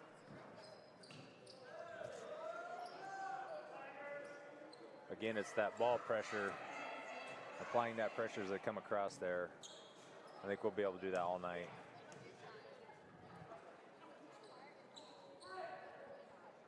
Savola's good on his first.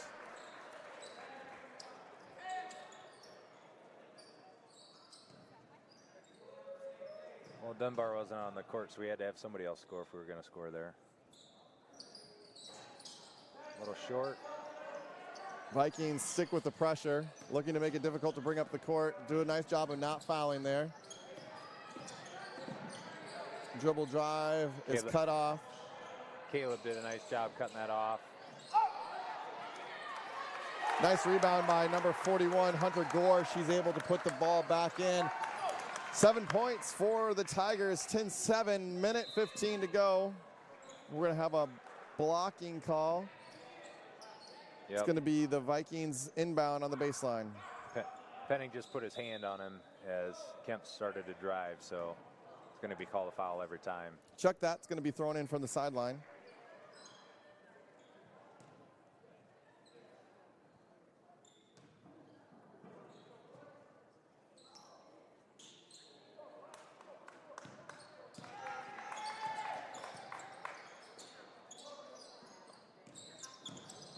Truax with the attack, extra pass. And Savolas just shuffled his feet, indecisive. Catch that ball wide open, pull the trigger, make the extra pass. Just didn't know exactly what to do and move both feet. Truax with a good foul to prevent the open dunk there.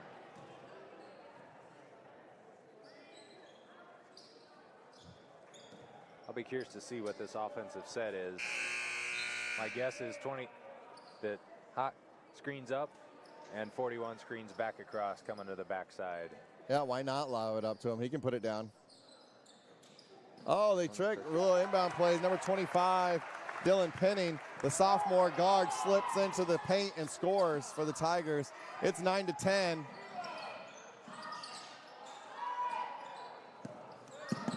Dunbar back into the game, hustles down the wide pass. He controls from the top of the key, kicks it to Kemp. Kemp with nice catch.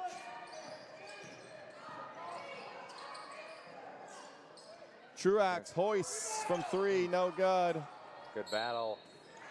Hudson is crashing the boards. He's doing the work in there.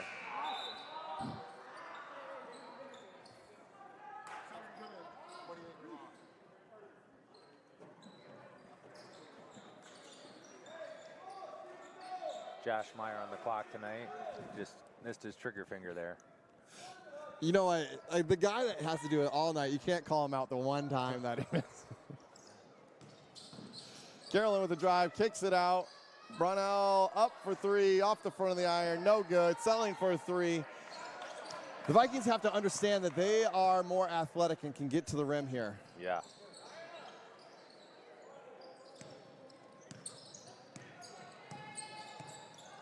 The State probably was close to a 5-second there. Brownell just stays connected at 35 there. Good hands by Hudson Carolyn. Knocked that ball out of bounds. Tigers inbound with 2 seconds left in the quarter.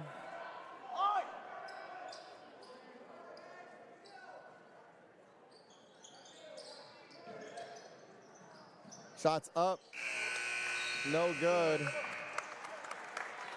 After one, it's the Vikes 10, Tigers 9. Yeah, a lot of threes that quarter. Like you said, if we attack the basket, get to the rim, I think we can easily get to 60 points, like I said earlier. 10 points for the first quarter, not too bad. 9 of them came from Cam Dunbar. We need some other people to step up. Cheerleaders getting the crowd going tonight, throwing out some free t-shirts.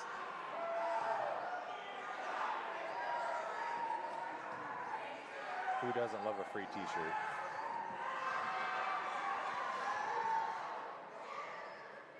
Sophia Kreitner with the worm over there to get a shirt.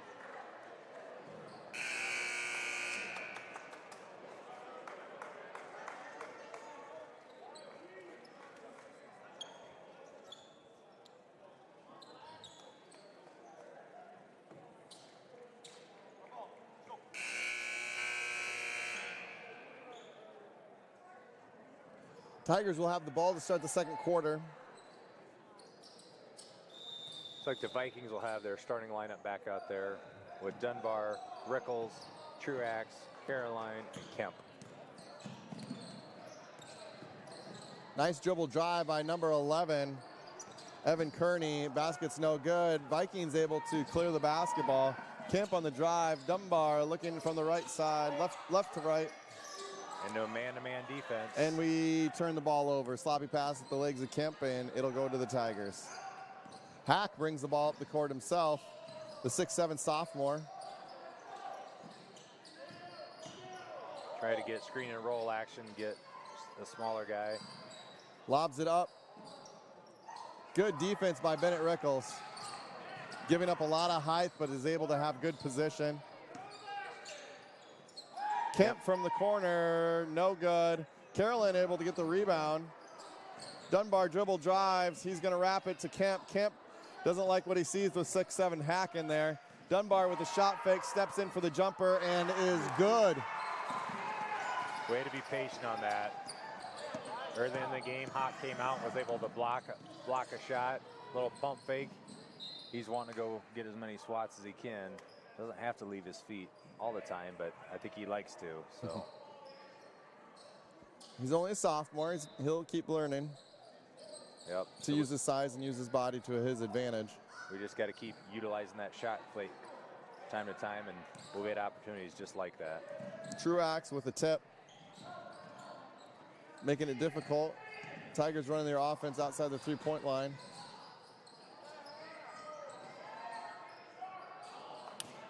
Oh, it's number 25, Dylan Penning with the rebound, unable to put the ball back in. Vikings able to clear.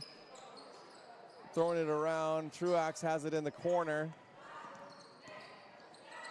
And we turn it over. Penning with the steal. Number 11, a nice shot fake. Evan Kearney up and in, the senior guard. And it's 12-11. Vikings just not taking advantage.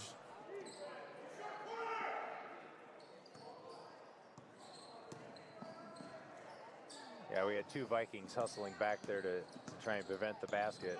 Got to talk a little bit on that defensive recovery. We both jumped for that block, and pump fake got us both to go in the air. Dunbar able to get past the 2-3 zone, is unable to finish. A little contact there, no call. Halfway down and came back. It's going to be a block call on Carolyn. Tigers will inbound on the far side. It's only the second team foul. Both teams with 2 fouls here with 5:37 remaining in the second period. Actually, I believe he called that on Bennett Rickles for the hand check. Okay. So that's Bennett's first. And now Bennett has the duty of guarding Hawk inside there. Dunbar with the steal, throw ahead to Carolyn. Carolyn's able to finish the breakaway layup.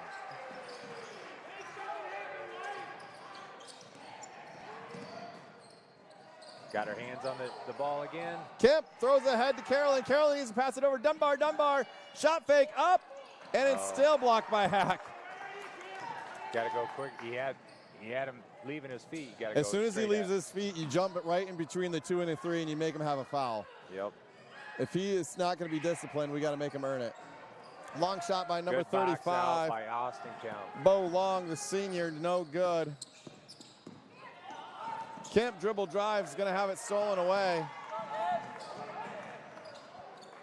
Number 11, Kearney clears.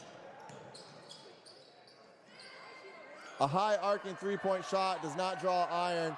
Rebound to the Tigers, and Savola is going to get called for a reach.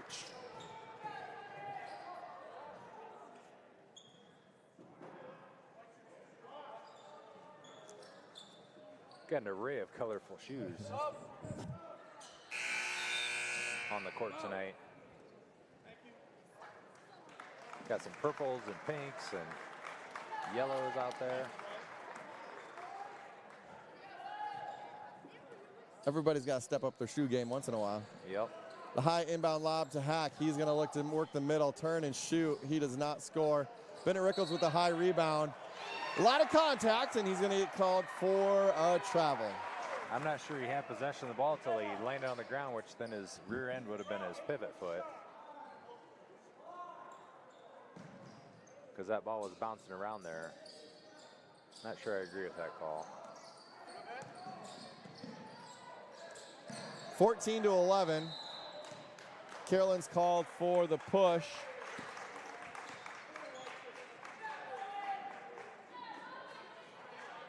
Four minutes, 20 seconds remain in the second period. Vikings up 14-11.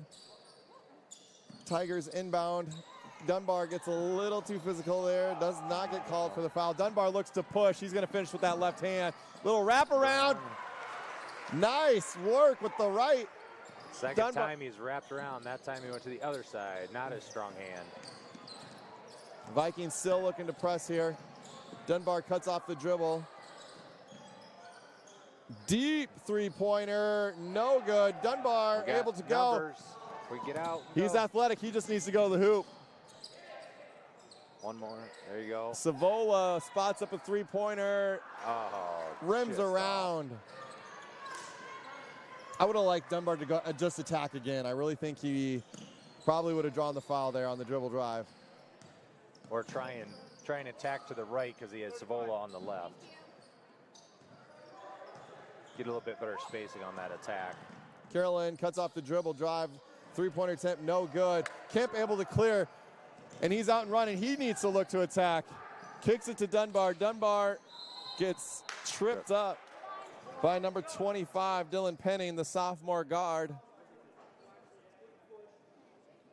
It's only their third foul.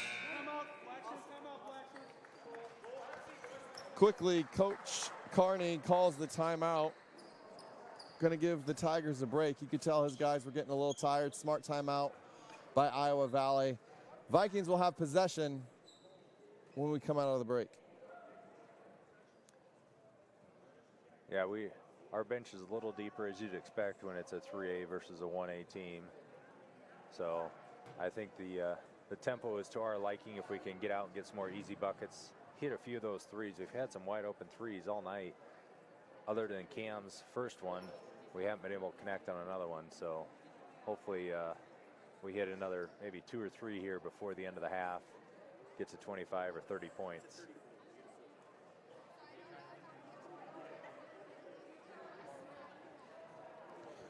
Vikings working hard on the defensive end, getting their hands on a lot of the basketball. We've been able to have some runouts. That's what's pulled us away here, 16-11.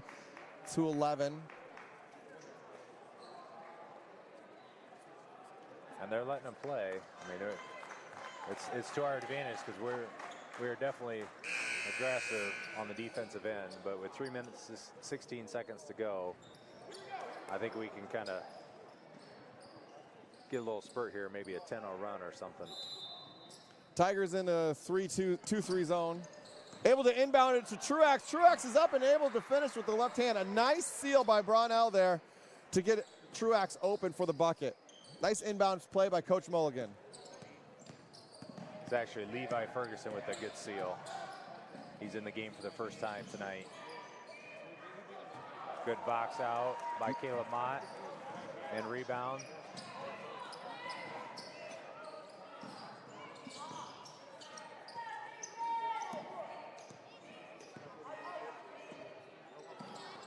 Mott, Ferguson, Reese Truax, Savola, and Cam Dunbar are the 5 Vikings on the court right now.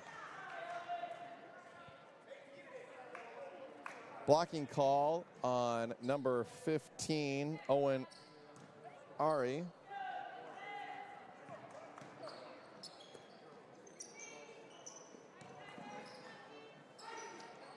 Caleb Mott For 3, he's able to get his own rebound, stripped away by Carney.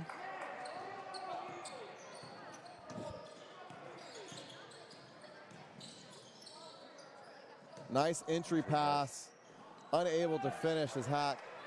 Caleb Mott's got a box out there. His guy just crashed the board hard and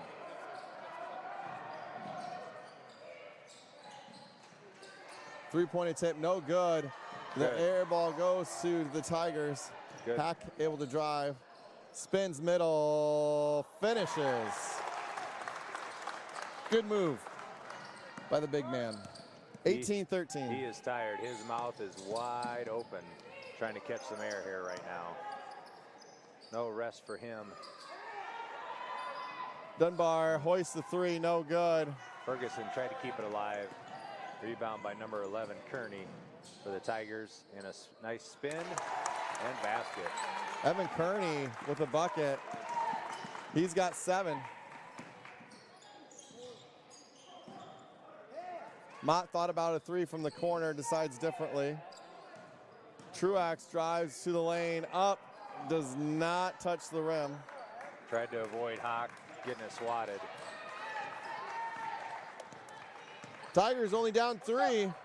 A minute to play here in the first half. Vikes able to clear the rebound. Savola, he's got to look to attack.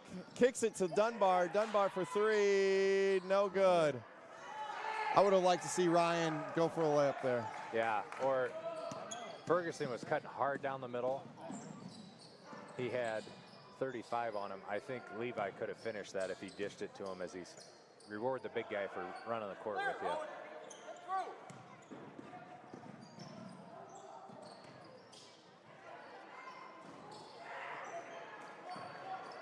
Not sure that's Hawk's strong suit.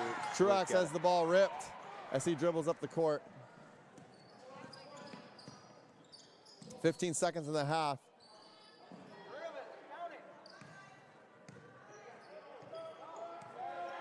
Hack's gonna dribble it out here. 5 seconds remain. They get a nice screen. Ball's tipped out, shot up, no good. Ferguson able to control the rebound, and that'll end it for the half. 18-15. Favor of the Vikings. Yeah, Hawk is definitely fatigued there with that. Doesn't have any time to come out, and coach did a good job, you know, calling some timeouts to give him a little breather and a little rest. I'm sure that's probably what he's going to do the second half too, is call those timeouts strategically to give him just a little bit of a breather.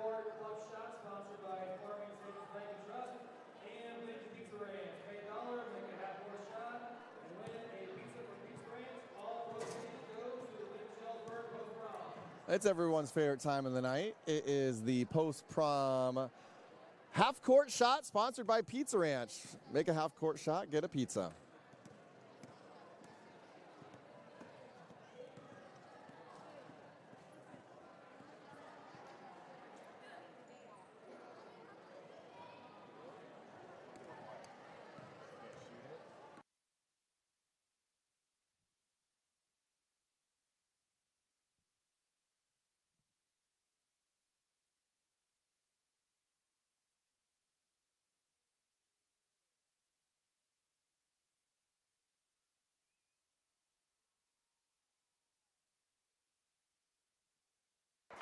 Abby Davis with the 3 from half court. So the girls haven't been able to do this since they were 8th graders, because most of the girls have been on the varsity squad, these seniors. So wonder if she practices that.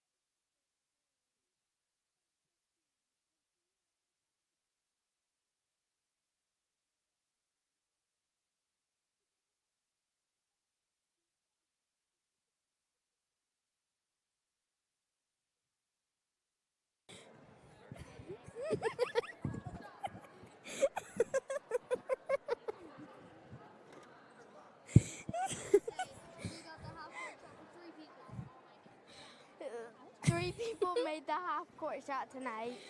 Yeah.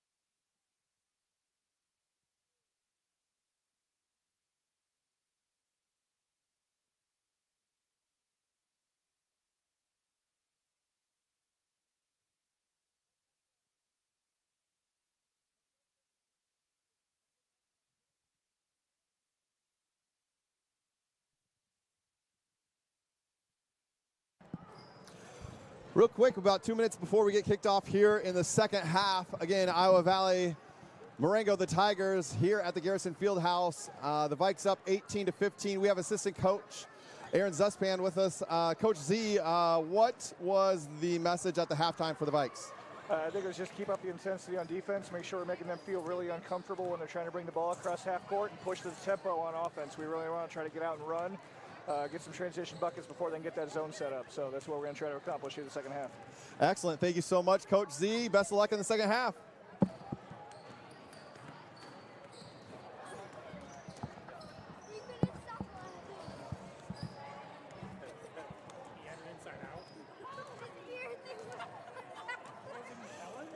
All right, Cameron Dunbar pacing the Vikes in the first half with 13 points. Going to the hoop hard, looking to score in a variety of ways. We'll see if he can come out hot in the second half again.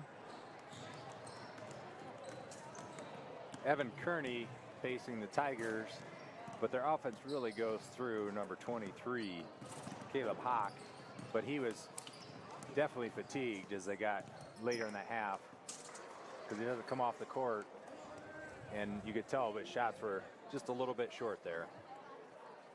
Iowa Valley settled into a 2-3 zone most of the second quarter there, forcing the Vikes to settle for a number of three-point shots. We'll see if we can get to the hoop here the second half. 18 points, under 20. I'm sure they're going to look to try to get to at least the 40-point mark here the second half, if not more. I expect us to come out strong here. We might get 18 this quarter. You heard it here. See those adjustments from halftime that Coach Mulliken made, but I think we're going to make a few more of our shots. A lot of quality shots. We'll get a few more to fall here. Vikings start out with the basketball, working the ball around the perimeter, trying to look inside that 2-3 zone.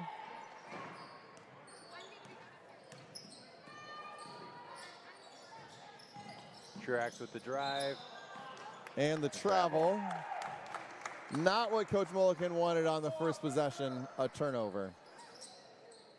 Vikings going to go ahead and press right away, denying the inbounds pass. Kemp with the steal, shot up and good. Again, quickness to the ball.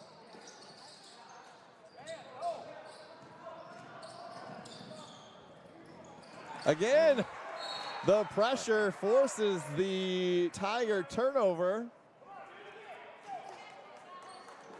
I'd like to see us attack the opposite side of Hawk. We're a little bit worried. Jump ball, Tigers. Ball goes into Carolyn. He holds it low, and he's going to get it tied up. That ball comes in. You got to hold it high, look to score, look to move it. We can't just hold the basketball. Well, he didn't catch it cleanly, and they got a couple hands on it, and usually a recipe for disaster. Dunbar with an errant foul. Far away from the hoop. It's going to be his first, the team first.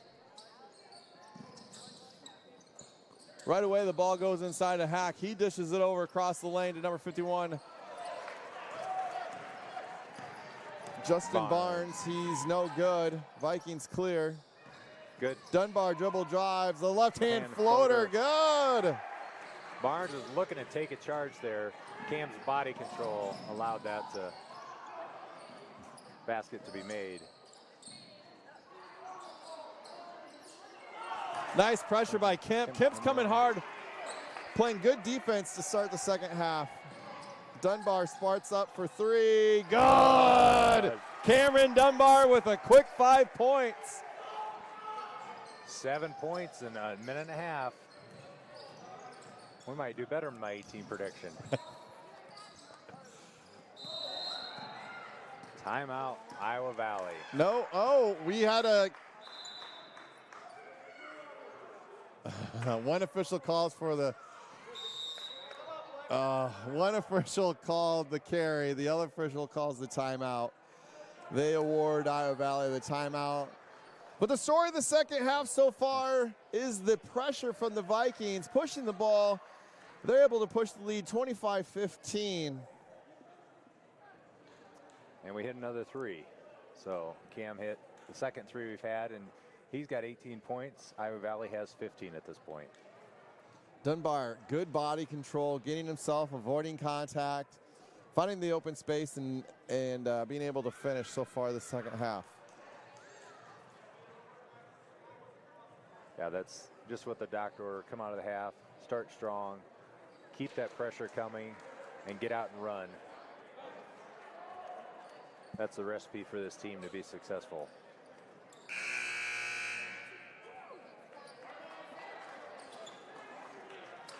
Starters are still in for both teams here as they come out of the timeouts.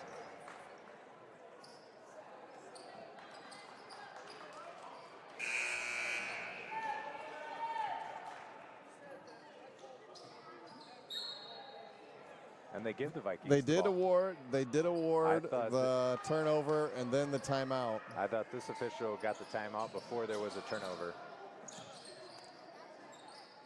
Oh, I thought Bennett was going to go right up on that. He had the opportunity to get that shot off. Patience, though. Still plenty of time on the shot clock. Vikings working the ball around the perimeter here. Like to see Hudson set a screen there, free up one of those guards for an open shot. The step back, shuffled both feet, and then took another step back. Travel on Cam Dunbar there.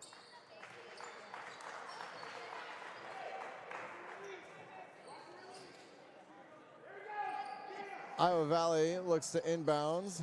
Full court pressure. Cleared up to Hack. Truax pressuring the ball. Good. Hack looking to get to a spot. Is off the ball. Dunbar with the steal. Wraparound. He had Kemp. He doesn't look ahead, but he keeps it himself and finishes from right to left. Floater, left hand going away from the hoop. That is a tough shot. Nothing but nylon on that. Again, the defensive pressure leads to a run-out layup for the Vikes.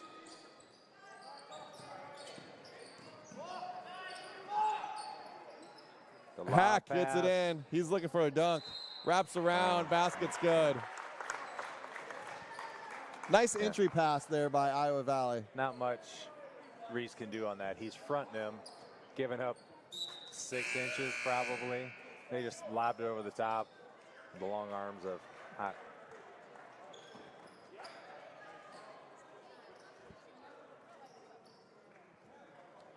Brownell in the game for the Vikings. 27-17. Hawk looking to complete the three-point play. It is good.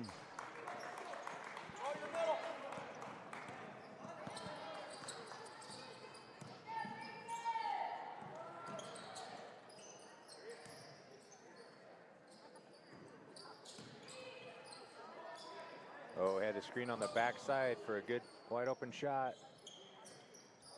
Couldn't swing the ball fast enough. Oh, Vikings turn it over at the top of the key. Number 25, Dylan Penning.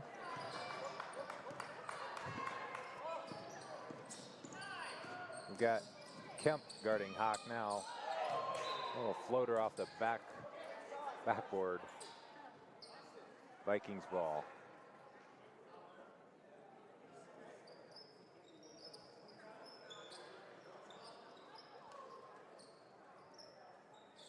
I believe there's a wet spot on the floor where somebody may have fallen.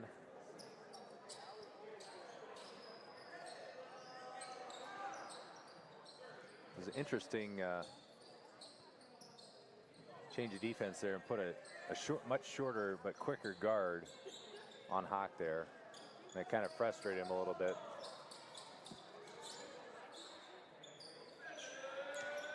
If they do that again, it would not surprise me. Just lob it up like they did when Reese was guarding him. But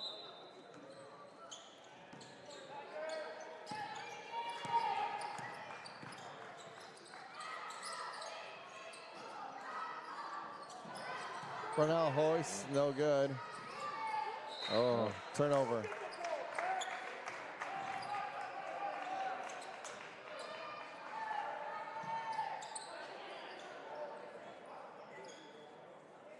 they'll throw it in the Hawk, and he'll just sprint past his guy that they did last time. Dunbar with the interception. Looked like a halfback there. Ball kicks over to Kemp. Kemp is good. From the wing, Austin Kemp, 3-ball.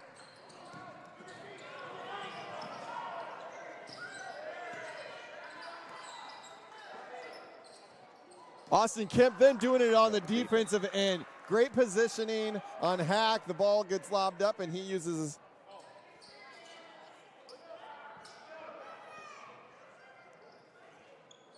Yeah, I'm not sure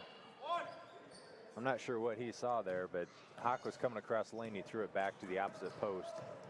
Savola with a nice entry pass. He gets it kicked back out to him for a 3-ball. Nice in and out there. Yeah, that was good action, wide open shot. You can't ask for anything better other than the ball going through the hoop. Ryan's a good shooter. He'll gets another opportunity that'll go through.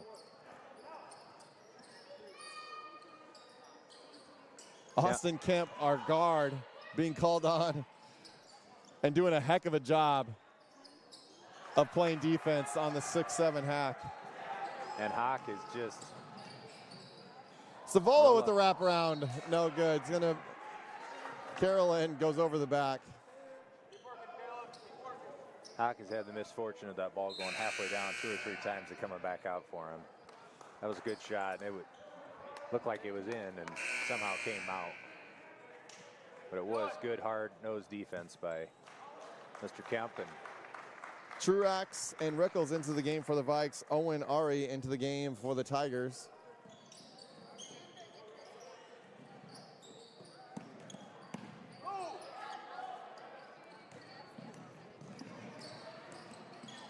pretty easy outlet pass to a guy that's 6'7" when you're under pressure. Oh, nice look by number 35. Bo Long gets it underneath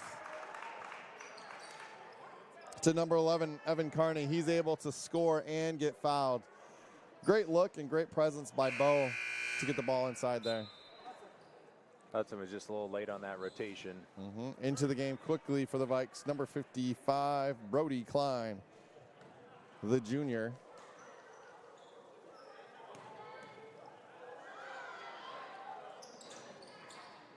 Rebound no good. 35, Bo Long again.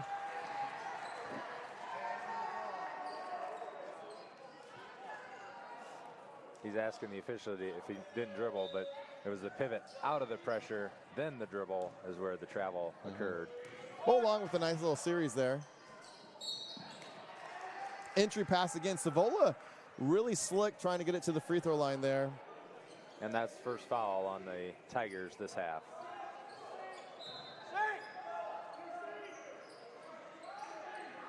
Klein working hard there.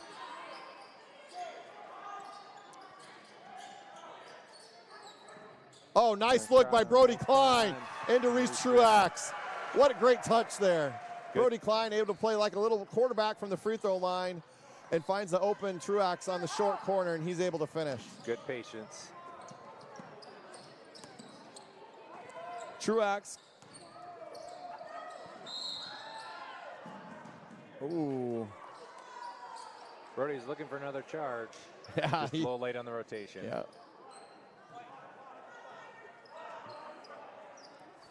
He's all smiles.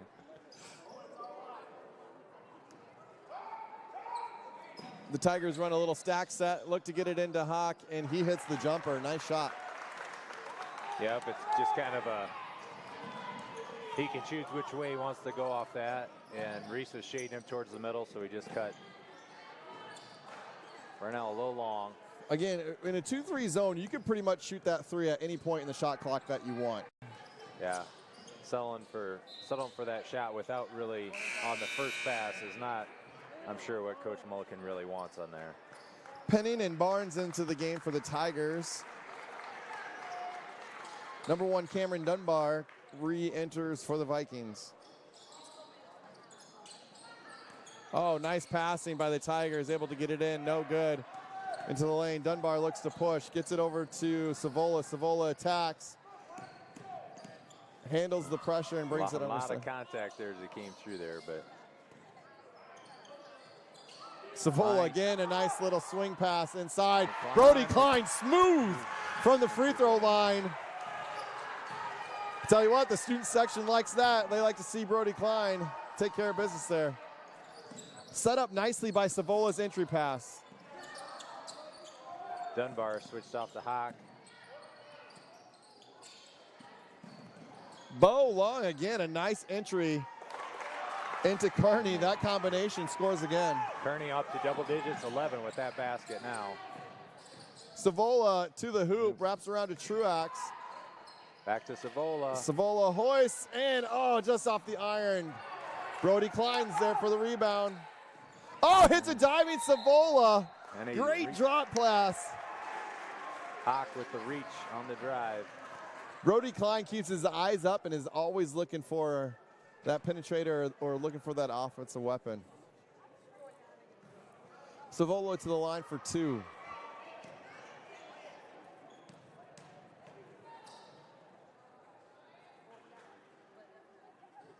Makes the first.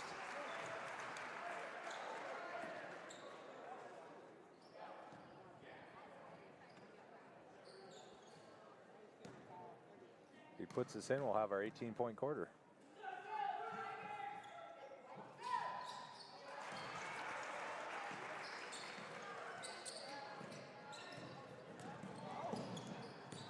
Hawk brings it up and breaks the pressure.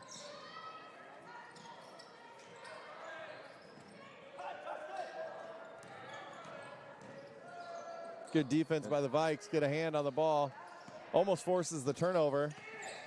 Kearney dribbles at the top of the key. He has a big carry. Oh.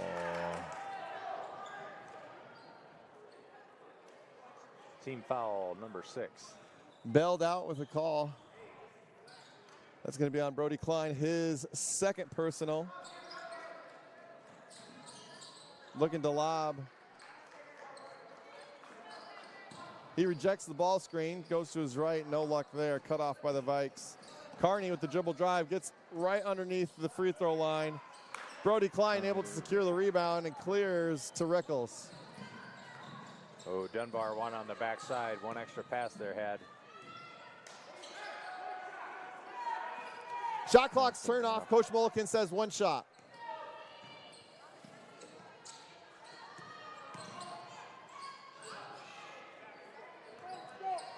Got to attack. 7 seconds here. Gets it over to Dunbar. Dunbar looks. Spots Savola up for from the top. Savola. No good. 36-24 going to the fourth. Just as we predicted. Vikings push the lead to 12 here. Defensive pressure, the name of the game, making it difficult for Iowa Valley. Bo Long with a couple nice passes down to Kearney, but besides that, not a lot doing. Had a nice inbounds play to Hack. But the Viking defense really pushing hard to make it difficult to score. Yeah, they've gotten the ball down to Justin Barnes 3 or 4 times. He just can't quite finish point blank range. Some of them have been contested, some of them haven't been. You know, Iowa Valley makes 2 or 3 of those, and it's a couple possession game. The Viket girls wrestling team is in action tonight down in Iowa City. I'm waiting to see if we get any results from our girls wrestling team tonight.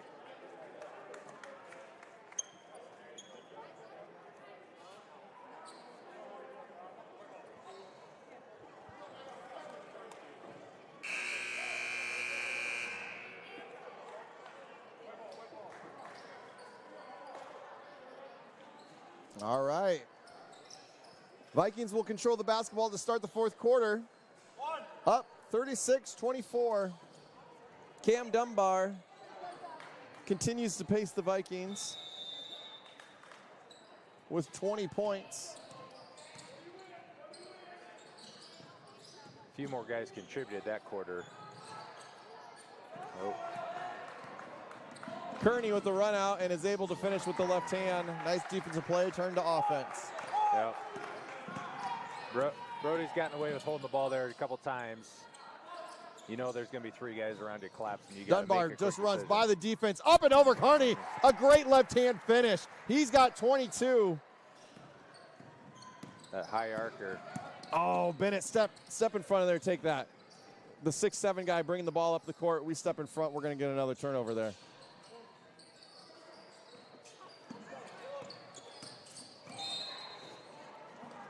Not sure. Number 35, Bo Long, leading with his forearm all the way through the hoop, but we're going to get called for a block. Tell you what, if I was allowed to dribble with my forearm up in high school, I think I would have scored a few more points. Yeah. Tough to play defense like that. Bo Long will go to the free throw line for 2. Yeah, Kemp was. No, I'm sorry, for the 1-and-1. Kemp's giving up a lot of size there on that drive. Makes the first.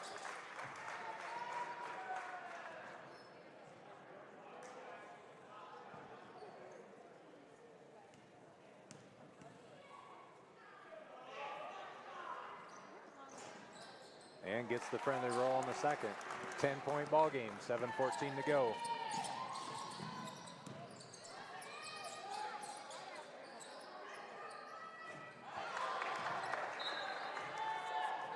Hack with the block, too easy. It was like a slow motion moving. Yeah, Bennett drew him and passed it to Burnell in the corner. Shot fake and go, you got to lay up. Yep. Or you just can't.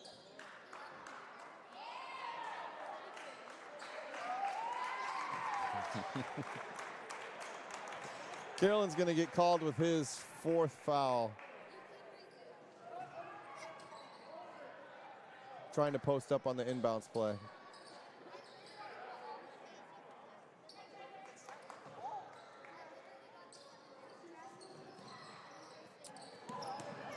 Little 2-on-1, easy pass over. And able to finish the rebound. And again, Barnes. Oh my! Not sure how that's a jump ball. All the way over his back. 2 hands on his head.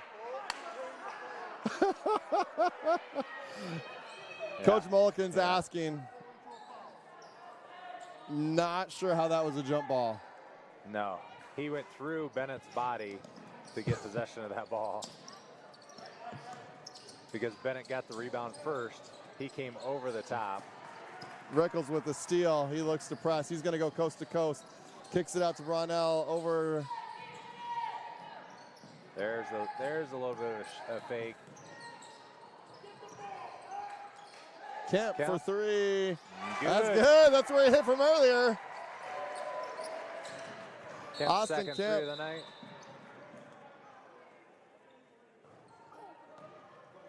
And Hawk tweaked his knee or his ankle there, so officials timeout to let him come out.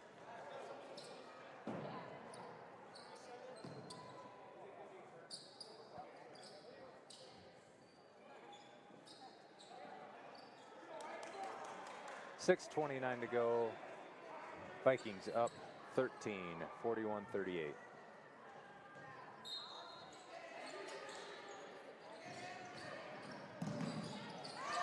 Errant pass. Nice hustle by Austin Kemp again. Yeah. He's all smiles on the sideline. Austin's been setting the tone for the defense this second half. Really hustling.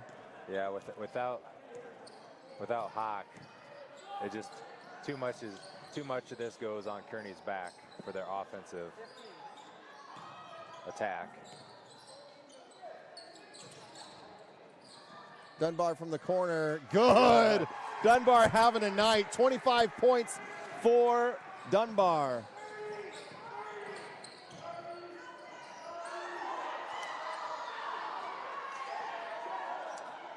I think he got to either call a jump or a travel there. He jumped up in the air.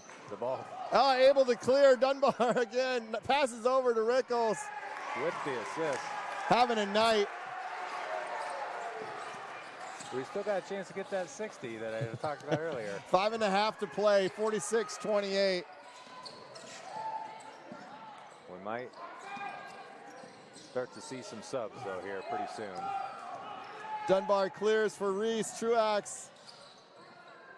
Truax to Dunbar. Dunbar short. Truax with the rebound. Kicks to Rickles. Rickles hoists. Long. And That's going to stay with the Vikes. Off Hunter Gorch. I think he jammed his finger. He was trying to pull his fingers out there, and that ball came off.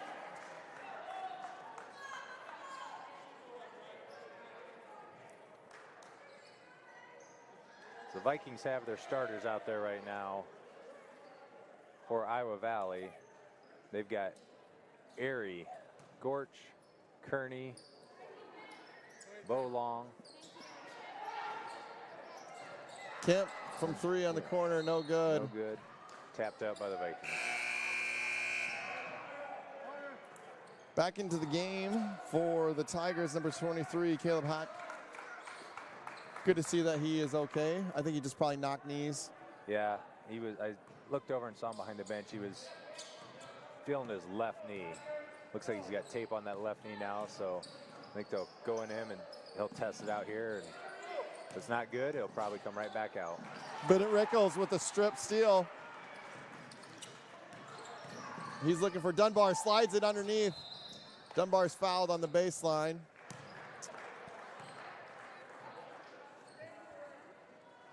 Bo Long with the foul there, senior forward. Third team foul on the Tigers. Vikings running a stack inbounds play. They slide over, looking to seal, and sloppy pass. It's got to be up and over that defense there for the kick out.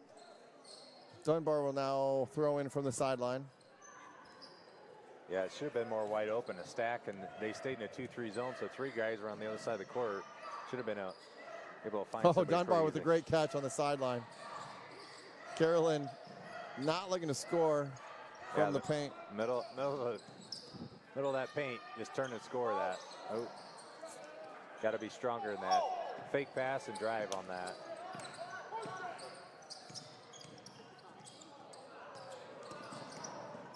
Good ball handling.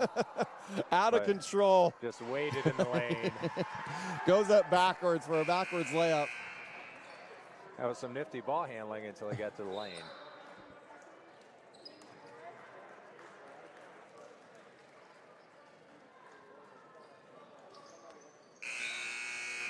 Into the game for the first time, number 31, senior guard Nate Zezer. for the Tigers. For the Vikings, Brody Klein and Caleb Mott back in the game.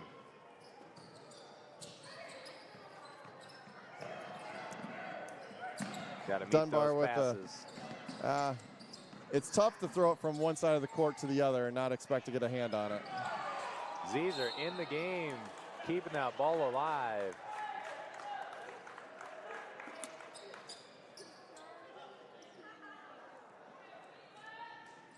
Senior comes in, giving effort, keeps the ball alive, and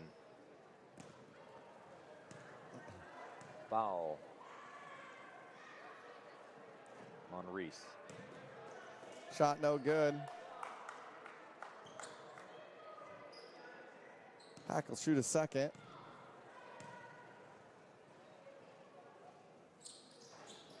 He's able to connect. He's got 10 points in the ball game.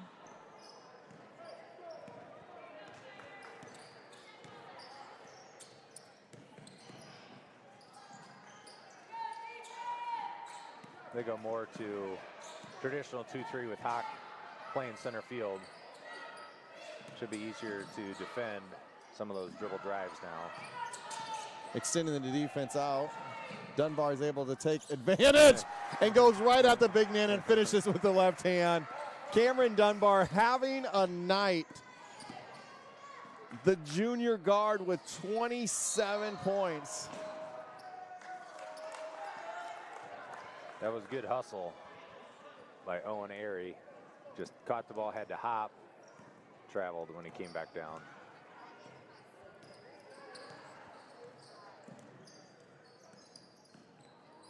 Kemp drives to the lane, stops, kicks it out to Dunbar. Dunbar over the corner to Mott. Mott dribble drives, has it batted. He's going to get a reach in. It'll be Viking basketball on the baseline. Into the game, number 33, Levi Ferguson, and number 0, Ryan Savola. Exiting Kemp and Truax. Still in a 2-3 zone. Mott from the corner. No good. Zezer almost able to corral it.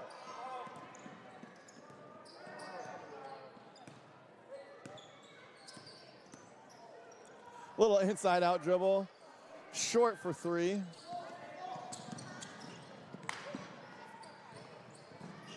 Oh, I thought Cam might take that in there because Levi could have set a screen on Hawk for an easy deuce.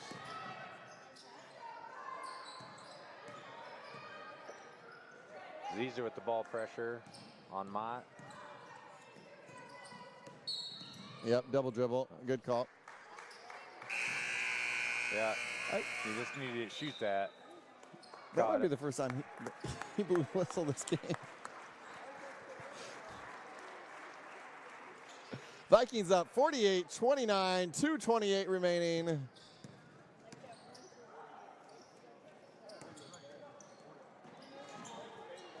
Brody Klein with a big rebound, able to muss it up. Savola brings it up. Oh, and he travels with it. Yep. He saw the defender coming late. Number 45, John White, the senior forward, and number 51, Justin Barnes, the senior center, coming in for the Tigers. Kearney and Hawk leave with 13 and 10 points, respectively, for the Tigers. 2:05 remain here in the fourth quarter.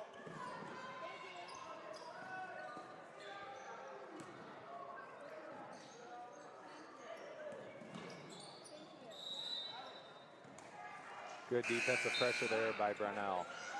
Into the game for the Vikings, number 30. Dominic Lund. And number 24, Cole Sims. Along with number 13, Alex Torres.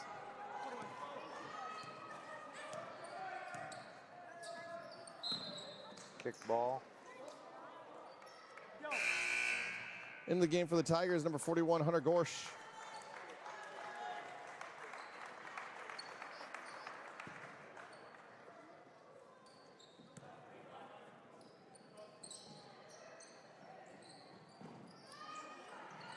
Hey! Tanner Brunell.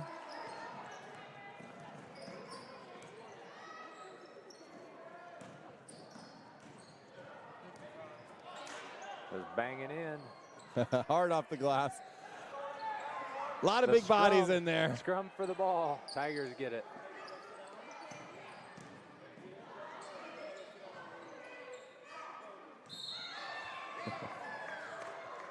Cole Seams over the top with the foul. That'll put Justin Barnes to the free throw line. Oh. Shooting 2. Double bonus.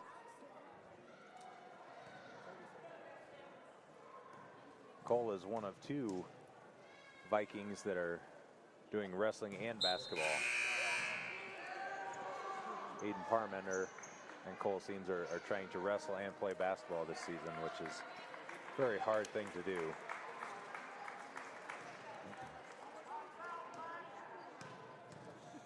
Into the game for the Vikings. The bank is open. Freshman Jacoby Johnson and freshman Caden Fisher.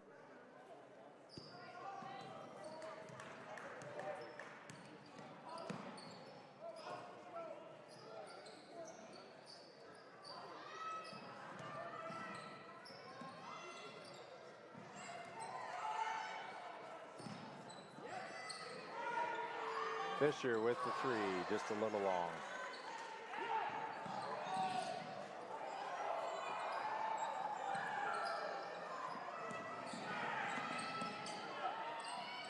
Oh, number 55, Aiden Quillian into the game. They really wanted, Iowa Valley fans really wanted him to score. Into the game, number 23, Aiden Parmenter. I think officially both benches have been cleared. 35 seconds remain. See if these freshmen that are out there can get a bucket. Lund kicks it out. Johnson into Lund again. Good Johnson cut. cuts to the hoop. Hard off the rim. No good.